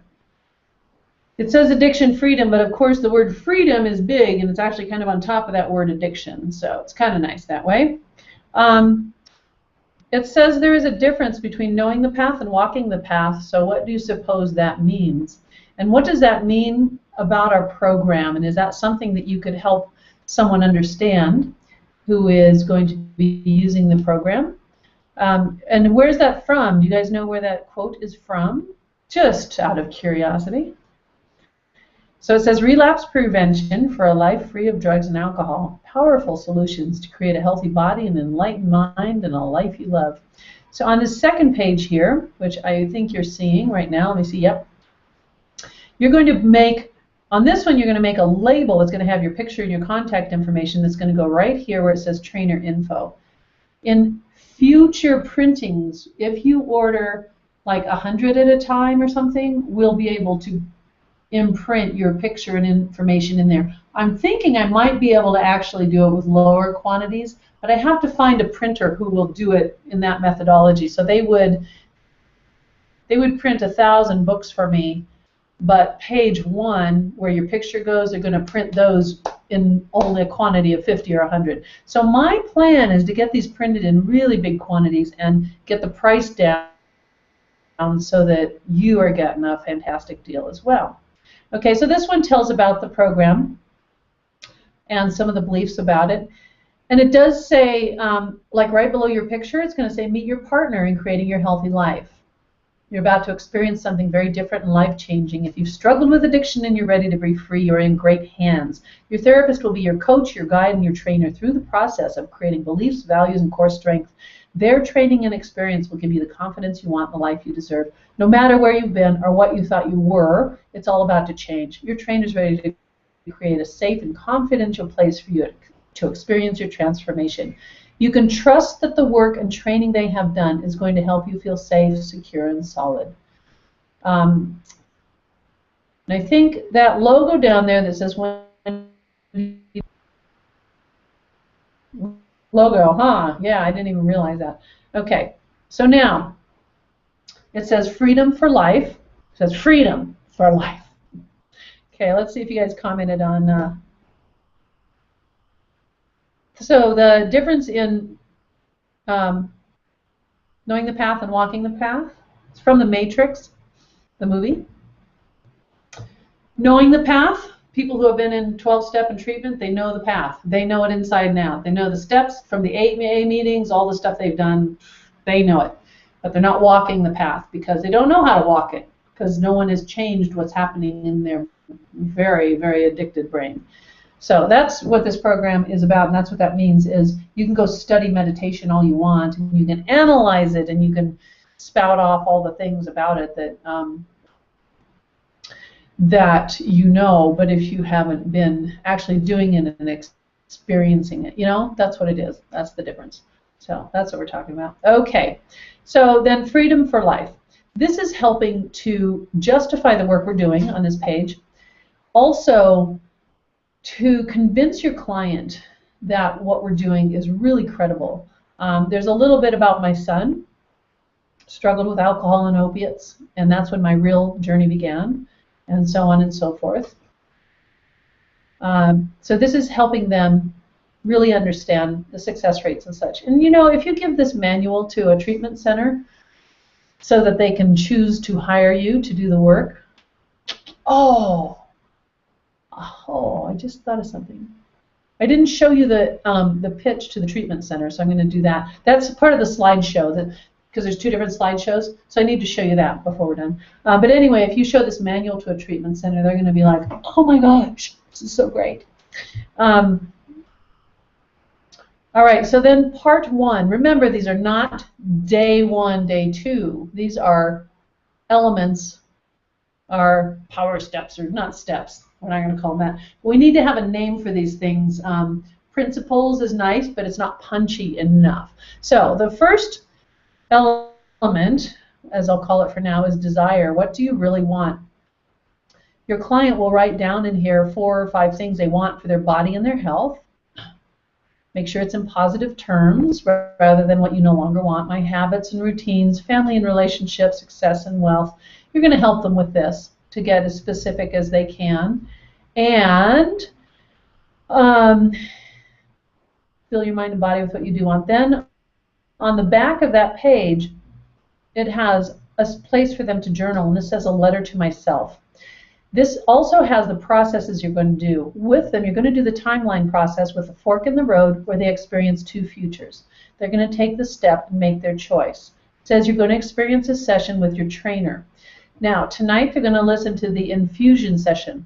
The infusion sessions that I made, there's one for drugs and one for alcohol. So you'll give them, well, actually, they'll have MP3 players that you're going to give them. I'm still working on that. But in the meantime, there are links to those audios, and there's a page you can give them so they can listen to those. You should have a link to that and the password for that page with your welcome letter, your first one. But if not, I'll get it to you. So anyway, they'll listen to the infusion session as they fall asleep. In the morning, they're going to listen to Wake Up Happy, and this is the one about creating what you want for your day. This says letter to myself, and someone asked me, well, what is that letter supposed to be? Is it supposed to be from your future self or whoever? And I don't think there's an exact, well, not purpose, but an exact way they're supposed to do it. Write a letter to yourself, whatever it is. Let them just flow and flow and flow. If you want to make sure they do it, have them write it while they're in the office, or they write it at home and bring it back to you. So we continue with desire. Obviously, that was your first private session with them, or as a group, that was your first group session with them, was doing the process of that. Okay. Desire. Why do you want this? Up until now, you're trying to change your life based on what you don't want. You don't want to drink, you don't want to go back to jail, you don't want to steal, you don't want your family to hate you, you don't want to make another drug deal, you don't want to die, you don't want to be homeless. So this is helping them understand that they have to choose what they do want. And so there's a little thing that says, let's do an experiment. And it's about closing your eyes and focusing on what you don't want, then closing your eyes and focusing on what you do want. So now you're going to put this desire into action. And they're going to answer these questions. So this session, you're doing a future timeline session. As you see on this page with the instructions for you, they're going to do a future timeline session to visit their future, 1 week, 1 month, 3 months, 6 months in their future. And it says, trainer note, review the outcomes on page 4, which is this one, I think. There's no page number. How about that? Okay, so where were the outcomes? They were on page 4. Oh, this is page 4. There's a page number there. Their outcomes here. You look at the things that they do want for their body, habits, family, success, and wealth. You're going to put those into the timeline session that you're going to do with them. Okay. Then they're going to go home and listen to a blissful sleep session to fall asleep faster, and the wake up happy that is about health, because there's several wake up happy sessions. Okay. So then here's their future timeline session that you did with them, and they're going to journal and write what I love about my future. Okay, make sure they do the writing there.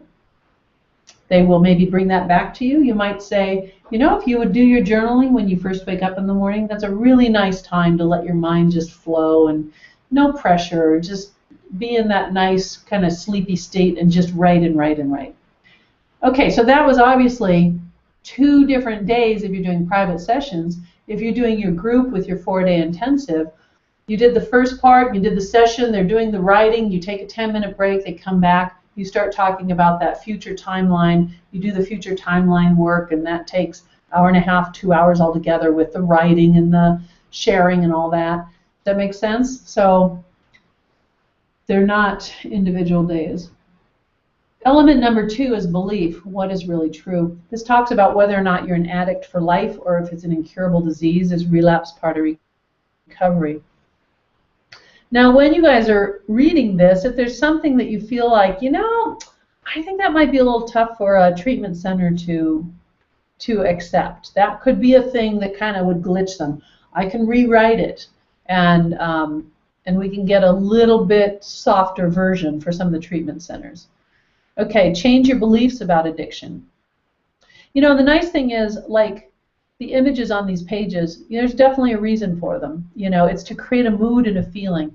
When you're seeing something that's just black and white and it's just text, it doesn't create the feeling. And when they're journaling and writing these things, we want them to be kind of involved in the emotional experience. Okay. It says change your beliefs about your addiction. Just as you would learn to play the violin, you repetitively practice new skills, improve your style, and perfect your technique. Stopping fear and negative statements can take practice. Talks about powerful statements, repetition, meditation. So then they make 4 statements. I am what and what and what. I did this in the group impact. We worked on this statement a lot, the 3 words that we had. And you could make this a really big deal for your group intensive or your private client. We wrote it on a big piece of paper. And I believe that for me, I said, I am a powerful, healthy, unconditionally loving woman. So that's how the statement went. And you would put woman or man at the end of it. And then we wrote it, but we also went into what each word means. And this is where I got the inspiration for what each word means. It is healthy, strong, and in control. So let's take a look at who they truly are, what they really want to believe about themselves. And you might do that in trance in just like a 5-minute little meditation. So I want you to find 3 words that resonate with who you really are at the core, what you were born with, but maybe it hasn't totally come out. And you give them suggestions. Say maybe it's that you're a really loving person, or you're amazingly creative, or you're filled with pride and whatever. Okay? And it says, I am a blank, blank, blank, because blank. What I really want is, and I choose to be, whatever. So let that be whatever it is. Then you're going to work on the timeline of the past, which I don't think we have talked about in this class. We did in the first series of 5. But I don't think we talked about what to do with the timeline of the past. So maybe you can let me know if we did or not. We should have, but this morning when I woke up I thought, oh, we didn't do the past timeline. Okay, so now here's some journaling to do. They did the timeline session of the past, and then they journal answers to things like, letting go is easier for me now because when a memory comes up that makes me feel bad, it's easy to let go by learning the lesson that is positive, which is what you do in that past timeline. Gently replace the old feelings, find the new one that you have as a result of that lesson. So take an example. You tell your people to write down an old memory and what it made you feel, but now write down what the new belief or the new lesson is, and one of them from our past timeline session that we just did. So then also you're going to do a swish session with them. So after they're done with the journaling, go ahead and do the swish in person. And then tonight they fall asleep to the serenity session. It's called Sacred Serenity. And in the morning they wake up to the gratitude session, which will blow their mind. Oh my God. Oh, tell them to get the Kleenexes ready. When I made the gratitude wake-up session, oh boy, I had to work hard not to lose it. It was very nice. It's very touching, happy, beautiful. So number 3 is identity. Who are you? And we're talking a lot about the identity thing. It says, I'm Joe and I'm an alcoholic. But who are you now? What if you spent countless hours in meetings identifying yourself as something more powerful and more interesting? Hi, I'm George and I'm a truly happy man. Or hi, I'm Amanda and I'm an inspiration. Hi, I'm Steve. I'm strong and healthy and in control. So have fun with this. Go ahead and stand there and shake hands with them, even if it's a private client, and say, hi, I'm Wendy. I am a happy, funny, quirky woman, and let them introduce themselves as something, right? Okay, so now you're doing future self. This is the identity session, meet your future self. Then have them journal about their identity, writing it down, and tonight they listen to Core Confidence, and tomorrow morning wake up happy. Identity. I want to be somebody. Who am I? Yes, I am. Okay, and then here's another part of the identity session. Wait a minute. Yeah. Okay. So addiction zapper process. This is the one with the 2 doors. Door on the left, door on the right. Not the split path, but it's the 2 different doors. You're going to do that, and they're going to do release the past. So if you don't want to do that session in person, you can have them use the recording and do it at home. And then morning and night, and more journaling. Then self-sabotage. So it depends on how many sessions you're doing with a client. Like you might do release the past in the next session that they come in. So depending on how long their program is with you. If it's 4 days, a month, 3 months, you guys are good at that. You know how to decide that. So self-sabotage, it talks about what parts therapy is, positive intention, and you do the parts therapy session. And ask them to journal, help them to know what they're supposed to be writing down. In this session, you'll meet the part that has a need that can be filled with your addictive behavior. You'll ask that part what it wants, what it really needs, its deepest reason, and so on. And they're going to write down what the part said. And then they're going to journal about that part, and we're going to do parts therapy. You're going to do parts therapy with them. Fall asleep to the patience session, wake up to the energy session. Then thoughts are things. And they're going to do the self-talk session. which if we don't have a script for that in there, I'm pretty sure it's in the manual, but if not, we will figure out a way to do that. And more journaling. They're also going to do the integrity session. It says today integrity after the self-talk. So again, this could be 2 separate visits of when they come to see you. But if you're working with a group, they did the self-talk, we work through that, they do the journaling, they go take a break, they come back, now we're working on integrity, right? And we're going to probably spend the next couple hours doing integrity. So then repetition, blazing the path. If you fire it, you wire it. You become what you think about most of the time. And there's a session called Find Your Truth that is about being honest. And they're going to do a little journaling about being honest. Consistency is good for me. So write down a few things that with consistency and repetition create an entirely new outlook. Pick one and let's shake things up. So you're going to have them write down these different things that they would like to do better, things that they would like to create as habits, good habits. It says focus on one good thing per day that you will do differently and consistently. So you're going to have them be challenged to change one thing per day, right? And be accomplishing that. So maybe your accountability call to them, if it's something that you're not seeing them every day at this point, you're going to call them and say, okay, what was the thing that you wrote down? How'd that go? Tomorrow, add one more thing that you're ready to change. Get solid and committed. Use repetition to fire it and wire it. Repeat every day until you are awesome. Okay, and then we have a resolution activator, which is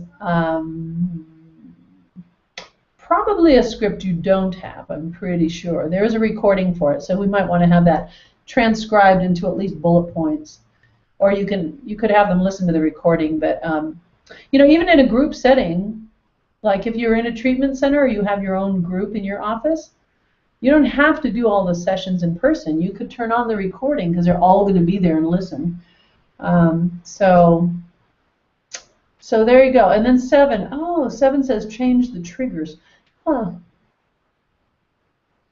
It didn't. Okay, it's all right. Change the triggers. So in this one, it's about those triggers, and then you're going to do release negative anchors, which change the triggers.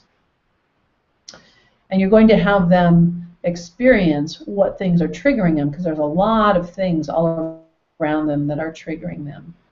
Okay, there you go. It says, yes, get your life back. That's actually the back cover. All right.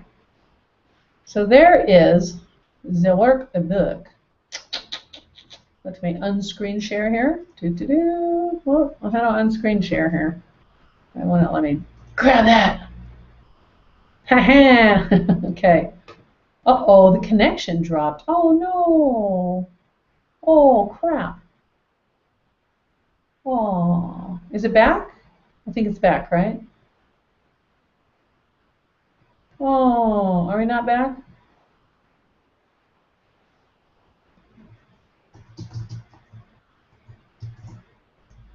That's poopy. Dang it.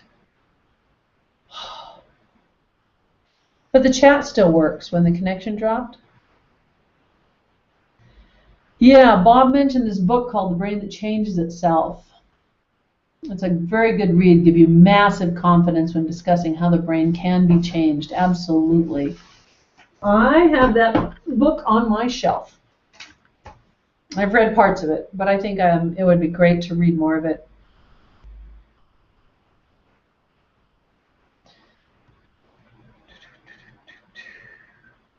Jared, can you guys hear me?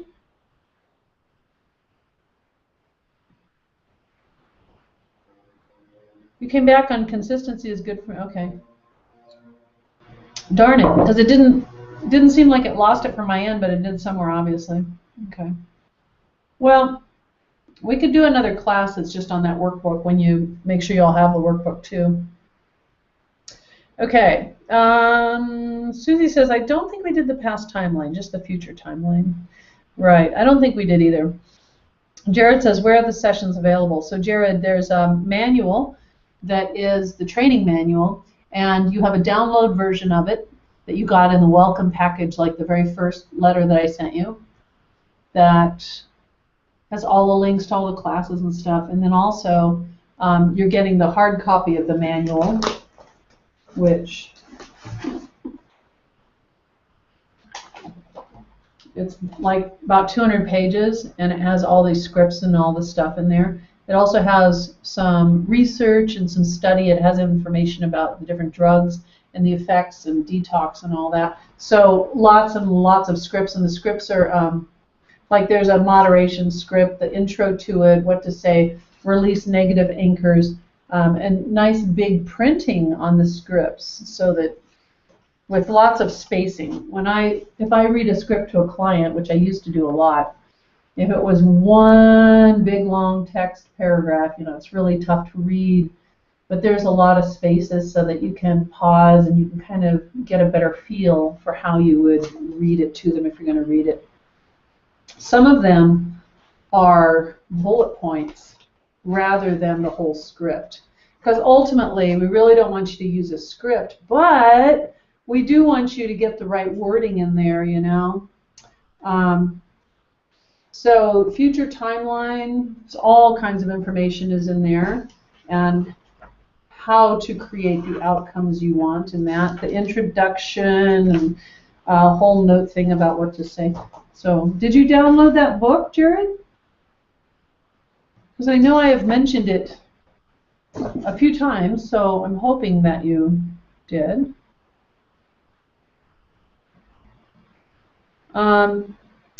So Susie says, I gather the client has the whole workbook at once. Yes, they do. On longer programs, would it be useful for them to see the whole workbook but receive it in timed sections? This is brilliant. They can look forward to the next part. I think that might be a good thing to explore. I kind of like that. Yeah. Yeah. So maybe this workbook could be made into 4 or 5 smaller books.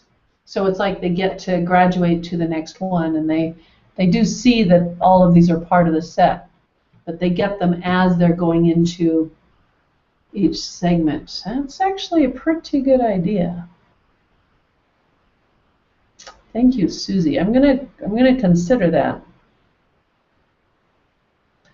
Bob says, those of us in the UK should swap email addresses so we can give each other feedback with issues specific to rules, regulations, and obstacles.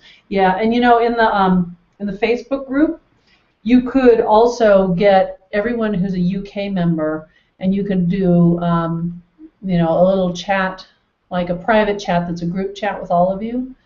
Or you could upload some files or things you want to talk about that are UK specific. So definitely share email addresses and everything.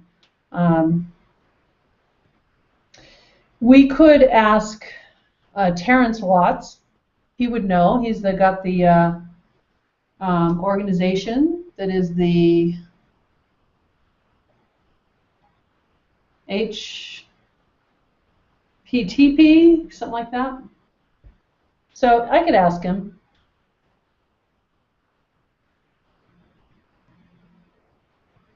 Or you can ask him.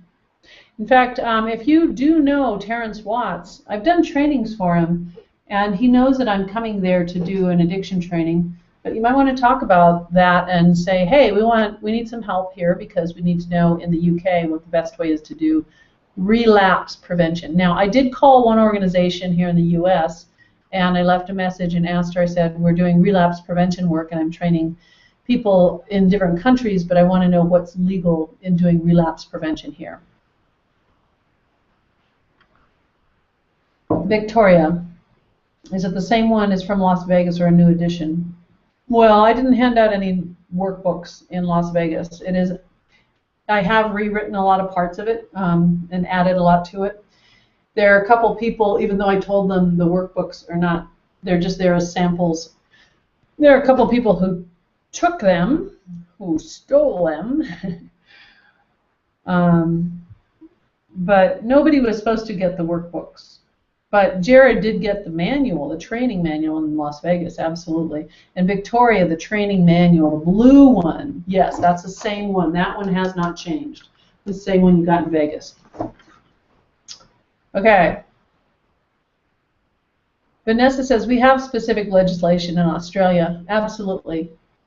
And we do here as well. It's very strict. But if you check into it in Australia, the same thing may exist, that you're not doing addiction treatment. You're doing relapse prevention. And it may fall within the scope of your hypnotherapy practice, which is motivation and health and stress and whatever things you're allowed to do. Ours goes state by state. But we need to look into that, and let's definitely talk about that in the Facebook group page. Is it the same one? Okay. All right, so we are 7 minutes after the hour. I will meet you over on Facebook. Thank you all for your great questions, your ideas, and your thought-provoking comments, your inspiration, your creativity. And I'll look forward to more learning on our page. So I had said that I would do another class on something. What was it? Was it for the past timeline? Yeah, or I could just record a little mini training session on past timeline work. We'll figure that out. Okay, APHP, yes, that's Terrence's organization. In fact, I'll send him an email right now as well, but all of you contact him as well. And then tell him that he should also bring Wendy over there to do the training with his APHP group. So we'll do our own training, but maybe you want to plant that seed. Yay. Okay, everybody. Thank you for being here. Thank you for being awesome and for all of your input and everything else. We're just starting. This is not the end. It's the last class, but it's not the end. It is the beginning. And put your arms in the air and say, woo, woo, woo. Yay. Yeah, so.